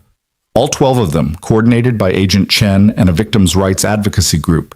They'd appeared at shareholder meetings, on news programs, in op-eds that went viral. And they'd all said the same thing. Harper Lane wasn't responsible for her father's crimes. She was the only person at Novus who'd had the courage to expose them. The tide had turned. Slowly, painfully, but definitively. Harper had survived. And more than that, she'd rebuilt. The new Novus Mobility Board was radically different from the old one. It included safety experts, ethicists, 2 former NHTSA regulators, and a woman who'd lost her son to a different automotive company's negligence, and had spent a decade advocating for stricter vehicle safety standards. They'd brought in a new CEO, a pragmatic engineer named Jennifer Okafor, who had no connection to Marcus Lane and no patience for corporate cover-ups. Harper had stepped down as CEO voluntarily, taking the position of Chief Ethics and Accessibility Officer instead. She'd told Jack it felt like coming home to who she actually was instead of who Marcus had trained her to be. And Jack was now VP of Accessible Technology Development, leading a team of 40 engineers working on Echo and a dozen other projects designed to make technology actually serve the people who needed it most. The irony of accepting a leadership position at the company that killed his wife wasn't lost on him. But as Harper had said during one of their late-night strategy sessions, we can either burn it all down and let someone worse take over, or we can build it into something Rachel would have been proud of. They'd chosen building. Jack helped Lucy into her good dress, purple, her favorite, with dinosaurs embroidered on the collar because Lucy refused to sacrifice personality for formality, and they headed to the Novus headquarters. The building looked the same from outside, but inside it had been transformed. The massive promotional screens that once celebrated Marcus Lane's vision now displayed safety statistics, accessibility features, and testimonials from users whose lives had been improved by the technology. The lobby had been renamed the Rachel Mercer Memorial Atrium. A plaque near the entrance listed all 12 victims of Project Meridian, along with the commitment, "We remember, we learn, we do better." Lucy traced her mother's name with one finger every time they entered. Today was no exception. "Hi, Mama," Lucy whispered. "I'm going to make you proud today." They took the elevator to the top floor, where the shareholder meeting was being held in the same conference room where Harper had once faced down Miles Corvin. The space had been reconfigured. More seats, more cameras, more transparency. The days of closed-door decisions were over. Today's meeting was being live-streamed. Every vote would be public. Every question would be answered. Jack spotted Harper immediately. She stood near the front of the room in a tailored suit that somehow managed to look both professional and rebellious. Charcoal gray with a pin on the lapel that read, "Nothing about us without us," in both English and ASL hand shapes. Her hair was pulled back, her expression composed, but Jack could see the tension in her shoulders. She was terrified. Lucy ran ahead, and Harper's face transformed when she saw her. She knelt down, always kneeled to Lucy's level, always, and signed a greeting. "You look beautiful," Harper told Lucy. "Very professional, very fierce." "I learned from you," Lucy signed back. "Are you scared?" "Terrified," Harper admitted.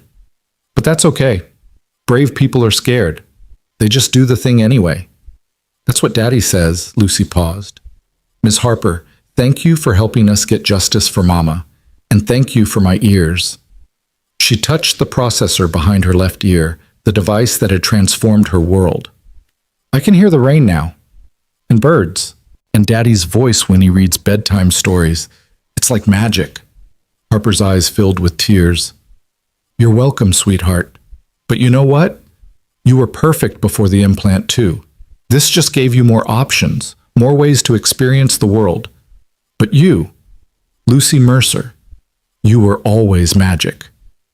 Lucy hugged her, unself-conscious and fierce, and Jack watched these two people he loved most navigate a relationship that should have been impossible but had somehow become essential. Jennifer Okafor called the meeting to order at exactly 9 a.m. The room fell silent as she took the podium, a woman in her 50s with the kind of presence that made people instinctively pay attention. "Good morning. I'm Jennifer Okafor, CEO of Novus Mobility. Before we address the standard shareholder business, we need to acknowledge the elephant in the room, or rather, the 12 ghosts that haunt this company's history." She paused, her gaze sweeping the room. 6 months ago, the world learned that Novus Mobility, under previous leadership, knowingly deployed autonomous vehicle systems with documented safety failures. When those systems caused deaths, the company chose cover-up over accountability. Those decisions, represent a catastrophic moral failure, a betrayal of public trust, and a stain on everyone who works here. The room was absolutely silent. Jack felt Lucy's small hand slip into his. "Today marks the official conclusion of the federal investigation," Okafor continued. "Miles Corvin has pled guilty to conspiracy and negligent homicide. He will serve 15 years in federal prison. 3 additional executives have accepted plea deals in exchange for cooperation. 5 board members have been permanently barred from serving on any corporate board. And this company, this institution, has been fundamentally restructured to ensure that what happened under Marcus Lane's leadership can never happen again." Ik was supported. She pulled up a presentation slide. New protocols implemented in the last 6 months include mandatory third-party safety audits, a whistleblower protection program with $10 million in funding, an ethics committee with veto power over any deployment decision, and a victim compensation fund of $500 million. Not contingent on NDAs or trunts, but simply because it's the right thing to do. Murmurs rippled through the room. $500 million was real money, even for a company Novus's size. "But protocols aren't enough," Okafor said. "Systems aren't enough. What we need is a fundamental cultural change, a commitment to putting human life before profit, safety before speed, truth before reputation. And that change starts with hearing from the people we failed." She turned to Harper. "Ms. Lane, you have the floor." Harper stood up, and Jack saw her hands shake slightly as she approached the podium. She'd rehearsed this speech 100 times, had worked with a trauma therapist to prepare for the emotional weight. But standing here in front of shareholders and survivors and the live stream cameras broadcasting to thousands, this was different from practice. Harper's hands began to move, her signs fluid and emphatic. A voice interpreter stood beside her, speaking her words aloud for those who didn't sign. "My name is Harper Lane," the interpreter voiced. "I'm the daughter of Marcus Lane, the man who built this company and the man who destroyed lives in the process. For a long time, I struggled with that identity. How do you reconcile loving someone with knowing the terrible things they did? How do you honor their memory while acknowledging their crimes?" Harper paused, her expression raw. "The answer is, you can't. You can only choose who you want to be moving forward, and I choose to be the person who tells the truth, even when that truth hurts, even when it costs me everything." She pulled up a photo, Marcus Lane smiling at some corporate event. "My father was brilliant, charismatic, driven. He saved me from foster care and gave me opportunities most deaf children never get. I loved him, but he was also a man who valued innovation over human life, who believed that progress justified casualties, who taught me that strength meant never showing weakness, never admitting mistakes, never letting empathy slow down ambition. Another photo appeared. Harper as a teenager standing stiffly beside Marcus at a press event, her smile not reaching her eyes. I spent 20 years trying to be the daughter he wanted, perfect, compliant, useful. And then he died, and I found out who he really was, what he'd really done. And I had a choice, protect his legacy and my inheritance, or expose the truth and lose everything. Harper's hands moved with passionate emphasis. I chose truth. And in the process, I met Jack Mercer, a man whose wife was killed by the systems my father knowingly deployed. A man who had every reason to hate me, who came to work at Novus planning to destroy me, to get revenge for what my family took from his. Jack felt every eye in the room turn toward him. Lucy squeezed his hand tighter. Jack could have burned this company to the ground, Harper continued, could have leaked the evidence anonymously and watched me suffer. But instead, he chose something harder. He chose to help me build justice instead of revenge, to give 12 families real accountability instead of just another corporate collapse. She gestured to the victims' families seated in the front row. These people, the Mercers, the Kims, the Torres family, and 9 others, they deserved better than what Novus gave them. They deserved acknowledgement, apology, real change, not just money, though the compensation fund will help. They deserved to know that their loved ones' deaths meant something, that those deaths would prevent future tragedies. Harper's voice through the interpreter cracked slightly. I can't bring back the people my father's decisions killed. I can't undo the pain his company caused. But I can stand here and say, without qualification or excuse, Novus Mobility failed you, Marcus Lane failed you, and on behalf of the company that bears his legacy, I am profoundly, deeply sorry. The room was silent. Then, slowly, one person started clapping, then another. Within seconds, half the room was applauding. Not for Harper exactly, but for the raw honesty of what she'd said, for the acknowledgement that had taken 6 months and a federal investigation to extract. Harper held up her hand for silence. There's someone else who needs to speak today, someone whose voice matters more than mine. She looked at Lucy. Lucy Mercer is 7 years old. She was 3 when her mother died in a Novus vehicle. She's here today to remind us all that statistics are people, that acceptable losses are children who grow up without parents, that profit margins are measured in grief. Lucy stood up, and Jack felt his heart simultaneously swell and break. His baby girl, walking to the front of the room with her speech clutched in one hand, her other hand signing nervously at her side. She climbed onto the step stool Harper had prepared, the same one Harper used, and looked out at the room. Her voice was small but clear. My name is Lucy Mercer. My mama was Rachel Ann Mercer. She died on April 17, 2022, when her Novus car's brakes didn't work. Lucy's hands moved as she spoke, a bilingual presentation that Jack knew would devastate everyone watching. I don't remember her very much. I was only 3. But Daddy tells me stories. He says Mama was kind. She was smart. She was learning sign language so she could talk to me better. She wanted me to hear someday, so she was saving money for surgery. Lucy's voice wavered but held. The surgery cost a lot of money, more money than we had after Mama died, because the lawyers took everything, and Daddy had to work cleaning tables even though he's really smart and used to be an engineer, and I thought maybe if I was really, really good, Mama would come back. But she didn't. Jack saw tears on faces throughout the room. Even the most hardened shareholders looked affected. Then we met Ms. Harper, Lucy continued, and she was nice to me even though she didn't have to be. And she helped Daddy get a good job, and she helped me get my surgery so I can hear now. Lucy touched her processor. I can hear birds and rain and my daddy's voice. It's the best thing ever, but you know what? It doesn't bring Mama back. Nothing brings back the people who died because your company made bad choices. She looked directly at the camera, at the thousands watching online. I'm not here to make you feel bad. I'm here to make you remember. When you make choices about safety and money and how fast to make new things, Remember that people like my mama are real, that kids like me are real, that we matter more than how much money your company makes. Lucy's hands formed the sign for love and held it. Mama loved me, Daddy loves me. Ms. Harper loves me too, I think, even though we have a complicated story. And maybe if everyone remembered that love matters more than money, people like Mama wouldn't have to die. She stepped down from the stool, and the room erupted. Not applause exactly, something deeper. Acknowledgement, grief.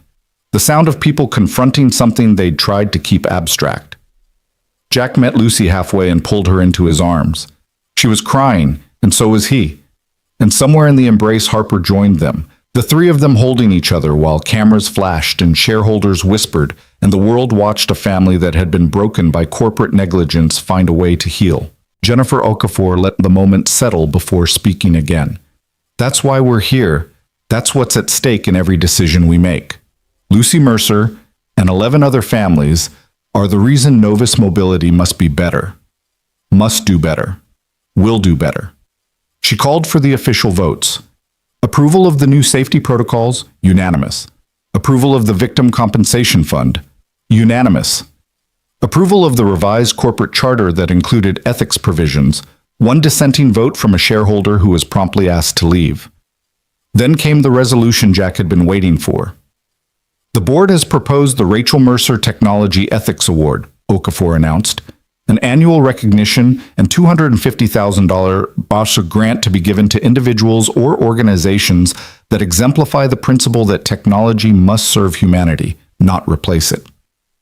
The inaugural award goes to Dr. Sarah Kimura of Seattle Children's Hospital for her work making cochlear implant technology accessible to underserved communities. Dr. Kimura stood up, clearly surprised, clearly moved. Thank you. I accept this honor in Rachel's name and in the name of every family who shouldn't have to choose between medical care and financial survival. And I commit to using this grant to help more children like Lucy hear the world. The meeting continued for another hour, boring procedural stuff that Lucy fidgeted through despite her best efforts to seem professional. Jack signed interpretations of the important parts, and Harper kept Lucy entertained with a game that involved spotting boring corporate buzzwords and making increasingly ridiculous signs for them. By the time the meeting adjourned, Lucy was exhausted, Jack was emotionally drained, and Harper looked like she'd run a marathon. I need coffee, Harper signed, or possibly something stronger. Do 7-year-olds drink coffee? Only on special occasions, Lucy signed back seriously, like when they give really good speeches that make grown-ups cry. Then you definitely deserve coffee or hot chocolate. We'll let your dad decide. They ended up at the Cedar Grove Cafe, the place where this whole impossible journey had started. Kyle was gone, fired months ago for reasons unrelated to Harper, but satisfying nonetheless. The new manager was a woman named Priya, who knew sign language and had hired 2 deaf baristas, a change Harper had quietly funded through a Novus accessibility grant. Lucy ordered hot chocolate with extra whipped cream. Harper got her usual vanilla latte. Jack just got black coffee. The same thing Rachel used to order. They sat in the same corner booth where Lucy had once colored while Jack cleaned tables. The view was the same. The cafe smelled the same. But everything else was different. We did it, Harper said quietly, her hands cradling her latte. It's really over. This part is over, Jack corrected. The trials will take years. The civil suits are just starting. Rebuilding Novus's reputation will take a decade. Always so optimistic, Harper said, but she was smiling. I prefer realistic. But yeah, the main thing, the thing that mattered, that's done. Miles is in prison. The board is held accountable. The victims got acknowledgement. Your father's legacy is complicated, Harper finished, which is probably the best I could hope for. He was a complicated man. He did terrible things and also gave me a life I wouldn't have had otherwise. Both things are true. Lucy was focused on her hot chocolate, creating complex whipped cream sculptures, but Jack knew she was listening. His daughter had become an expert at appearing distracted while actually absorbing every word. Ms. Harper, Lucy asked, not looking up from her drink, are you going to be okay after today? Harper blinked, clearly surprised by the question. Yeah, sweetie, I think so. Why? Because Daddy says that doing the right thing can hurt even when you know it's right. And you looked sad today. Sad even when people were clapping. Harper glanced at Jack, who shrugged helplessly. Parenting a perceptive child was like living with a very short therapist. You're right, Harper signed to Lucy. I was sad. I'm still sad. Because exposing what my father did means everyone now knows he was capable of terrible things. It means I can't remember him without also remembering what he did. That's hard. But you did it anyway, Lucy said. That's brave. Or stupid, Harper said with a slight smile. Sometimes it's hard to tell the difference.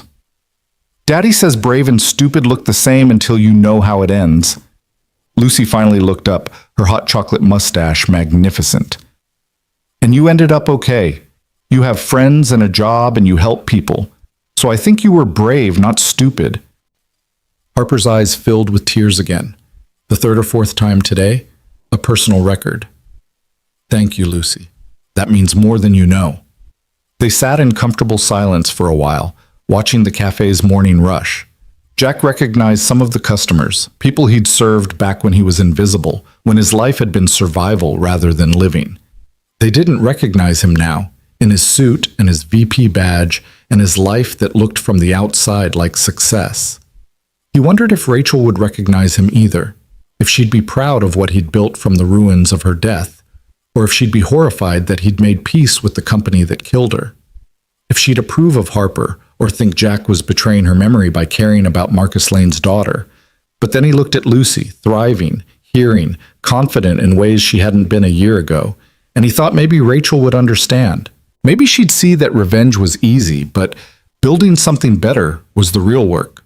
Maybe she'd approve of the fact that Jack had chosen to honor her memory by preventing future deaths rather than just punishing past ones. Daddy? Lucy signed, pulling him from his thoughts. Can we tell Harper about the thing? Jack smiled. Sure. You tell her. Lucy turned to Harper with barely contained excitement. We're opening a cafe. Well, Daddy and Dr. Kimura and some other people.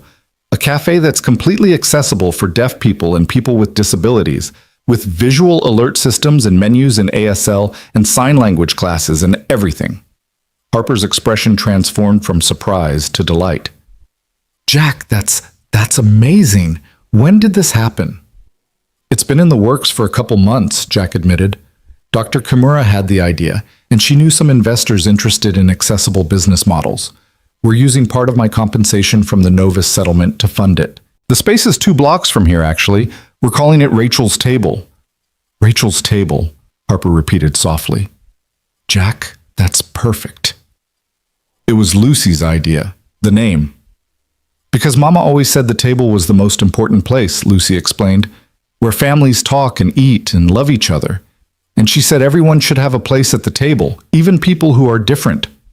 Harper reached across and squeezed Lucy's hand. Your mama was very wise. I know, Lucy said simply. That's why we're making her dream real, so she didn't die for nothing, so the bad things that happened made good things too. Jack felt the familiar ache of loss and pride mixing in his chest. His daughter was 7 years old and already understood concepts most adults struggled with. That tragedy could be transformed but never erased. That justice was measured in what you built after the breaking. That love persisted in ways that transcended death. We'd like you to be involved, Jack said to Harper. If you want. Not as an investor, you've already done too much for us. But as a friend. As someone who understands what we're trying to build. Harper looked between Jack and Lucy, her expression unreadable. Then she signed, I'd be honored, on one condition. What condition? You let me design the accessibility features. Full consultation on everything from visual systems to menu design to the sign language curriculum. I want this place to be the gold standard, the model that other businesses look at and say, that's how you actually include everyone. Deal, Jack said. But I have a condition too. Which is, you forgive yourself for Marcus, for inheriting his crimes, for spending your childhood trying to earn the love of someone who was broken. Harper. Jack leaned forward, his voice serious. You've spent 6 months punishing yourself for things you didn't do. You've rebuilt Novus, helped 12 families get justice, changed corporate culture in ways that will ripple through the industry for decades. At some point, you have to let yourself off the hook. Let yourself be happy. Harper's hand stilled. She looked down at her latte, at the foam art someone had carefully crafted, at the ordinary beauty of an ordinary moment. I don't know how, she admitted. How to be happy when I know what my existence cost. When I know that the money that paid for my education came from settlements like the one your family got. When I know that my success is built on— Stop, Jack interrupted. Harper, by that logic, I can't be happy either. Lucy can't be happy. Every good thing in our lives is shadowed by Rachel's death. But you know what? Rachel would hate that. She'd hate the idea of Lucy living in grief instead of joy. She'd hate me turning bitter instead of building. And I think she'd actually like you. Harper looked up, startled. Really? Really? Rachel believed in second chances, in redemption, in the idea that people could grow past their worst moments. She would have seen you trying to be different from Marcus, and she would have respected that. Maybe even helped you. I wish I could have met her, Harper said softly. I wish I could apologize to her directly. Tell her that her daughter is extraordinary and that she raised someone who makes the world better just by being in it. She knows, Lucy said matter-of-factly. Mama's not really gone. She's in here, she pointed to her heart. And here, she pointed to her head. And here, she gestured around the cafe. Everywhere people remember her and try to be kind like she was kind. That's what Daddy says. Daddy's right, Harper agreed. She raised her latte. To Rachel, who taught us all, even those of us who never met her, how to turn tragedy into purpose. Jack lifted his coffee. Lucy lifted her hot chocolate. They clinked cups in the middle of the booth, three people connected by loss and choice and the fragile, powerful thing that had grown between them. The cafe door opened, bringing a gust of autumn wind. More customers. More lives intersecting. More ordinary moments that felt extraordinary when you paid attention. Jack's phone buzzed. A message from Jennifer Okafor. Board approved the new safety protocol you designed. Echo goes into beta testing next month with 500 users. You were right about the emotional context recognition. Congratulations, VP Mercer. Jack showed the message to Harper, who grinned. We did it. Actual, functional, emotionally aware sign-to-speech translation. Do you know how many people this is going to help? Millions, Jack said. Eventually, if we get it right. We will, Harper said with certainty. Because we're building it with the people who actually need it, not for them. With them. They spent another hour in the cafe, planning the grand opening of Rachel's table, debating design features, arguing good-naturedly about whether the menu should include Jack's mediocre mac and cheese or actual good food. Lucy contributed ideas that ranged from brilliant to absurd, and Harper treated each one with equal seriousness, even the suggestion that they have a dinosaur mascot who taught sign language. Finally, regretfully, they had to leave. Harper had afternoon meetings. Jack had to pick up supplies for the cafe. Lucy had a playdate with Emma that she was already running late for. They walked out together into the Seattle afternoon. The three of them a unit now, a family forged not by blood, but by shared trauma and conscious choice to build something better from the ruins. Harper's car was parked near Jack's. Before they separated, she pulled both Jack and Lucy into a hug. Thank you, she signed when they pulled apart, for giving me a chance, for not letting me be my father, for teaching me that family isn't about who you're related to. It's about who shows up, who stays, who chooses you every day. You chose us too, Jack reminded her. You chose truth over comfort, justice over inheritance. You chose to be Harper Lane instead of Marcus Lane's daughter. I'm still figuring out who Harper Lane is, Harper admitted. That's okay, Lucy signed. We'll help you figure it out. That's what families do. Harper looked at this 7-year-old child, this wise, brave, generous soul, and felt something shift in her chest. The weight she'd been carrying, the guilt and grief and desperate need for redemption, it didn't disappear. But it became bearable, became something she could live with instead of something that crushed her. I love you both, Harper signed. Is that okay to say? Is it too soon? Too weird, given our history? It's perfect timing, Jack said. And for the record, we love you too. Our weird, brilliant, occasionally too intense friend who saved us by letting us save her. They parted ways with promises to text later, to coordinate schedules, to have dinner this weekend at Jack's place where Harper would inevitably bring too much expensive food and Lucy would inevitably monopolize the conversation. Jack drove Lucy to Emma's house, listening to his daughter chatter about the playdate plans and her upcoming presentation at school about cochlear implants and whether dinosaurs could learn sign language if they were still alive. "Daddy," Lucy said as they pulled up to Emma's house, "are we happy now?" Jack thought about the question, about Rachel's absence that would never stop hurting, about the 3 years of grief and poverty and rage, about the impossible journey from enemy to ally to family that he'd taken with Harper, about the cafe they were building and the technology they were creating and the justice they'd fought for. "Yeah, baby girl," he said. "I think we are. Not all the time. Not perfectly. But yeah, we're happy." "Good," Lucy said. "Mama would like that." She ran into Emma's house, leaving Jack sitting in his car with tears in his eyes and a smile on his face. That evening, after Lucy was asleep and the apartment was quiet, Jack did something he hadn't done in 6 months. He pulled out the box of Rachel's things, the one he'd kept hidden in his closet, because looking at it hurt too much. Photos, letters, the journal Rachel had kept where she wrote messages to Lucy for when she was older. Jack opened the journal to a random page, dated 2 weeks before the accident.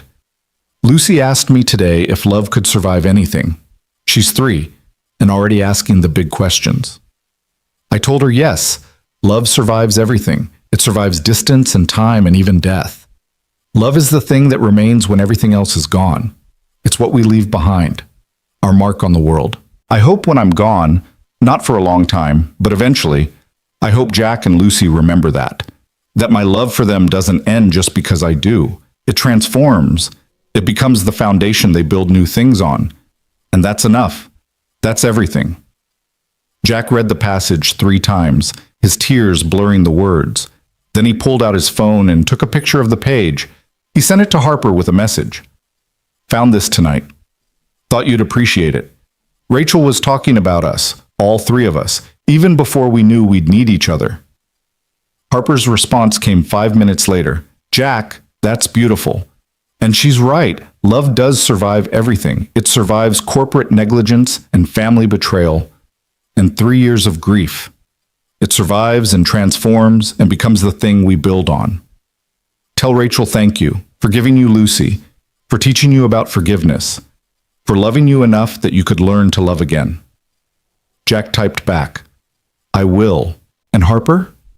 Thank you for letting us love you, for being brave enough to accept a family that came in the weirdest possible way. You're stuck with us now. No takesy-backsies." Harper, "I wouldn't want takesy-backsies even if they were an option. You two are the best thing that came out of the worst situation. See you tomorrow for lunch? Lucy wants to show me her dinosaur sign language curriculum." Jack, "It's a date. Bring coffee. I'm out of the good stuff." Harper, "Already on my list. Sleep well, Jack. Dream of cafes and justice and the family we chose." Jack set down his phone and looked around his apartment, the home he'd built from the ashes of his old life. Photos of Lucy covered one wall, her artwork another. In the corner sat the prototype of Echo's latest version, the device that would let deaf individuals communicate seamlessly with a hearing world. On his desk was the business plan for Rachel's table, marked up with Harper's notes and suggestions. This was his life now. Not the one he'd planned, not the one he'd had with Rachel, but a life nonetheless. A life built on loss and choice and the understanding that justice wasn't about revenge. It was about preventing the next tragedy, about building systems that valued human life over profit, about teaching a 7-year-old girl that her mother's death could be transformed into purpose. Jack walked to Lucy's room and stood in the doorway, watching his daughter sleep. She looked peaceful, her new processor on the nightstand beside her, Mr. Whiskers clutched close. In sleep, Lucy looked so much like Rachel it made Jack's heart ache. "We did it, Rach," Jack whispered. "We got justice. Not the cinematic kind where the villain dies and everyone lives happily ever after. The messy, complicated, real-world kind where some people go to prison and some people change and we all learn to live with the damage while trying to prevent more. Lucy's thriving, Harper's healing, and me, I'm okay. Actually okay, not pretending for Lucy's sake, okay. That's your gift, you know. You loved me enough that I could learn to love after you were gone. Could learn to build instead of burn. Could learn that sometimes the people who should be your enemies become your family. Lucy stirred in her sleep, signing something that looked like, "Love you, Daddy." Jack smiled through tears. "Love you too, baby girl. Love you too." 6 months became a year. Rachel's table opened to lines around the block and media coverage that praised its innovative accessibility features. Echo launched in beta and exceeded every expectation, with users reporting that for the first time they could communicate in their own language and have it translated with emotional accuracy that previous technology had never achieved. Lucy grew, taller, more confident, more herself. She started a sign language club at her school. She gave presentations about cochlear implants that made her teachers cry. She befriended every kid who felt different or left out, creating a small army of misfits who loved dinosaurs and kindness in equal measure. Harper rebuilt Novus mobility from the inside out. She testified at congressional hearings about corporate accountability. She became the face of a new generation of tech leaders who believed ethics weren't optional. She dated occasionally, awkwardly, because trauma had made her cautious, but she always came back to Jack and Lucy, to the family that had chosen her when she'd been at her worst. And Jack learned to be happy. Not despite Rachel's death, but because of what her life had taught him. He learned that love was resilient enough to survive transformation, that justice was a marathon, not a sprint, that building was harder than burning, but infinitely more valuable. On the first anniversary of the shareholder meeting where Lucy had spoken, they all gathered at Rachel's table for a private dinner. Just Jack, Lucy, Harper, Dr. Kimura, Agent Chen, and Jennifer Okafor, the people who'd fought together to turn tragedy into change. Lucy had insisted on making a speech. At 8 years old, she'd become something of a public speaker, comfortable with audiences in ways that still made Jack nervous. She stood on her step stool, carried from venue to venue like a totem, and looked around at the people gathered.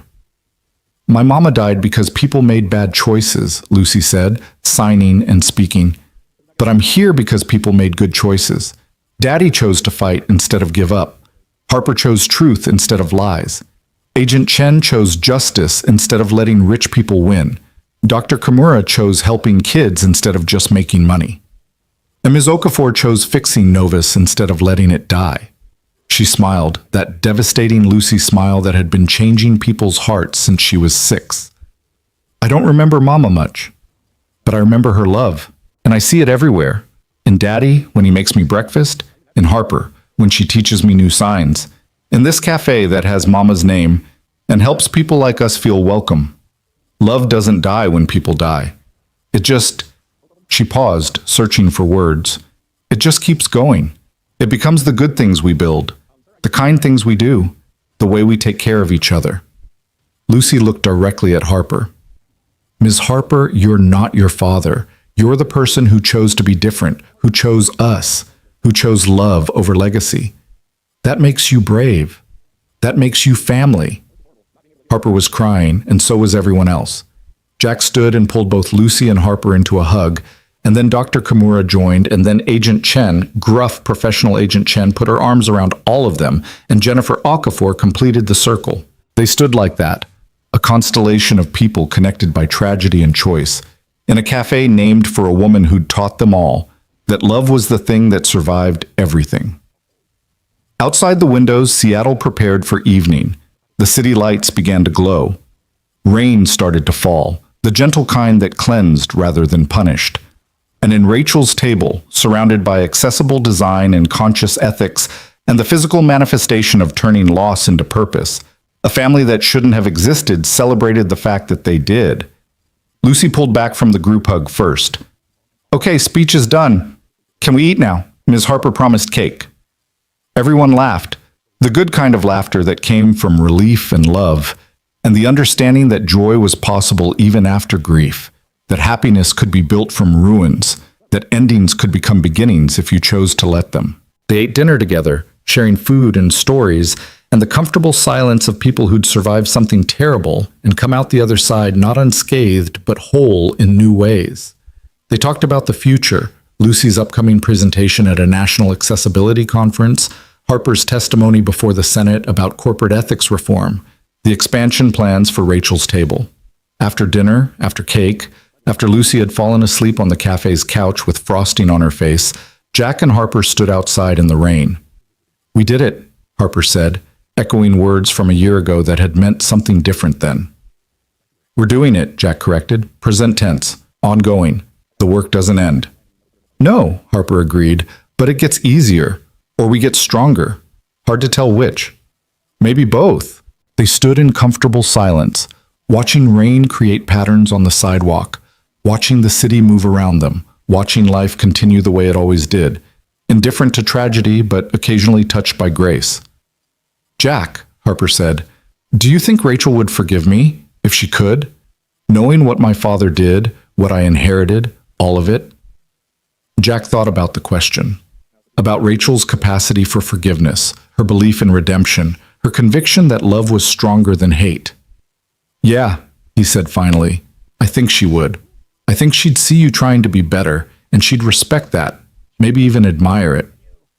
"I hope so," Harper said quietly, "because I think about her every day, every decision I make at Novus, every policy I push through, every time I choose transparency over protection. I think, would this honor Rachel? Would this make her death mean something? And Harper, that's how you know you're doing it right." They went back inside, where Lucy was stirring awake and the others were preparing to leave.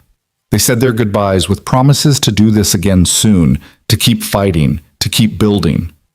Jack drove Lucy home through rain that had gentled to mist. His daughter was quiet, processing the day, comfortable with silence in the way only children who'd learned to navigate a hearing world while deaf could be. At home, Jack tucked Lucy into bed. She was getting too big for this ritual, but tolerated it because she knew her dad needed it, and kissed her forehead. "Daddy," Lucy signed, "do you think Mama knows? About everything we did? About how we made her death matter?" "Yeah, sweetheart. I think she knows. And I think she's proud of you, prouder than you can imagine."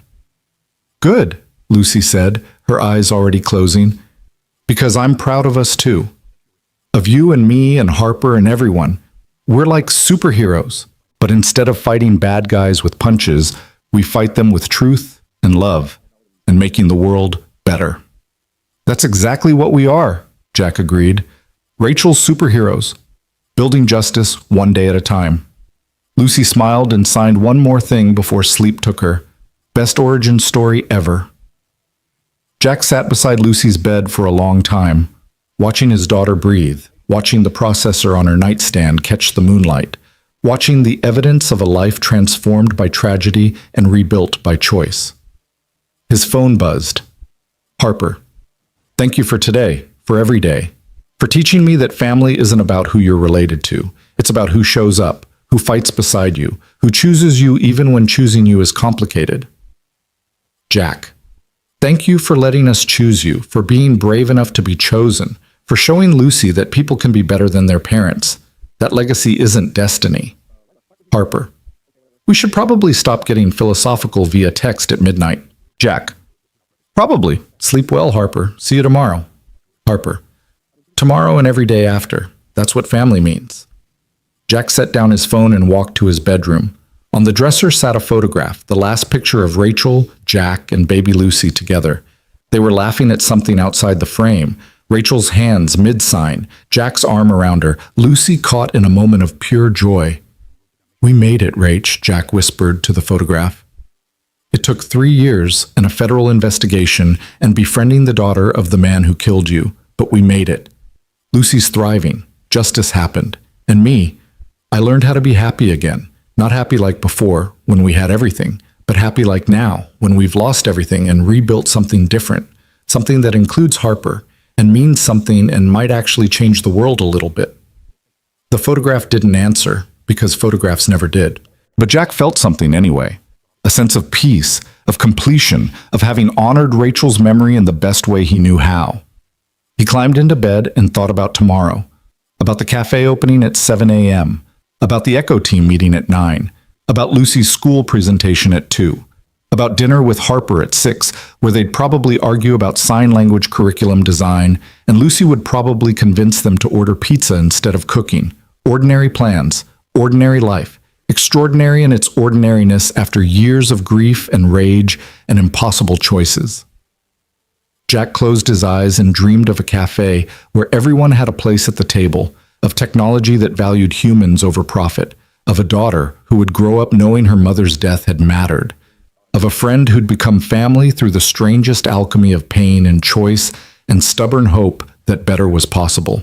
He dreamed of Rachel smiling, of her hands signing approval, of her voice, remembered or imagined, saying what she'd always said, "Love is what survives. Everything else is just noise." And in the morning, when Jack woke to Lucy bouncing on his bed and Harper texting about whether the cafe needed more coffee and the Seattle rain washing the city clean again, he understood what Rachel had meant. This was love surviving, this messy, complicated, beautiful life they'd built from tragedy. This family forged from impossible circumstances. This choice to keep going, keep building, keep believing that justice and mercy could coexist, that corporate accountability could happen, that people could change. It wasn't the ending Jack had imagined when he'd stood in that cafe 18 months ago, planning revenge against Harper Lane. It was better, because revenge would have destroyed them both. But justice, real, complicated, imperfect justice, had built something neither of them could have created alone. A family, a future, a cafe named Rachel's Table where everyone belonged. And that, Jack thought as he got up to start another day, was the best possible way to honor the woman he'd loved and lost. Not by burning the world that hurt them, but by building a better one in her name.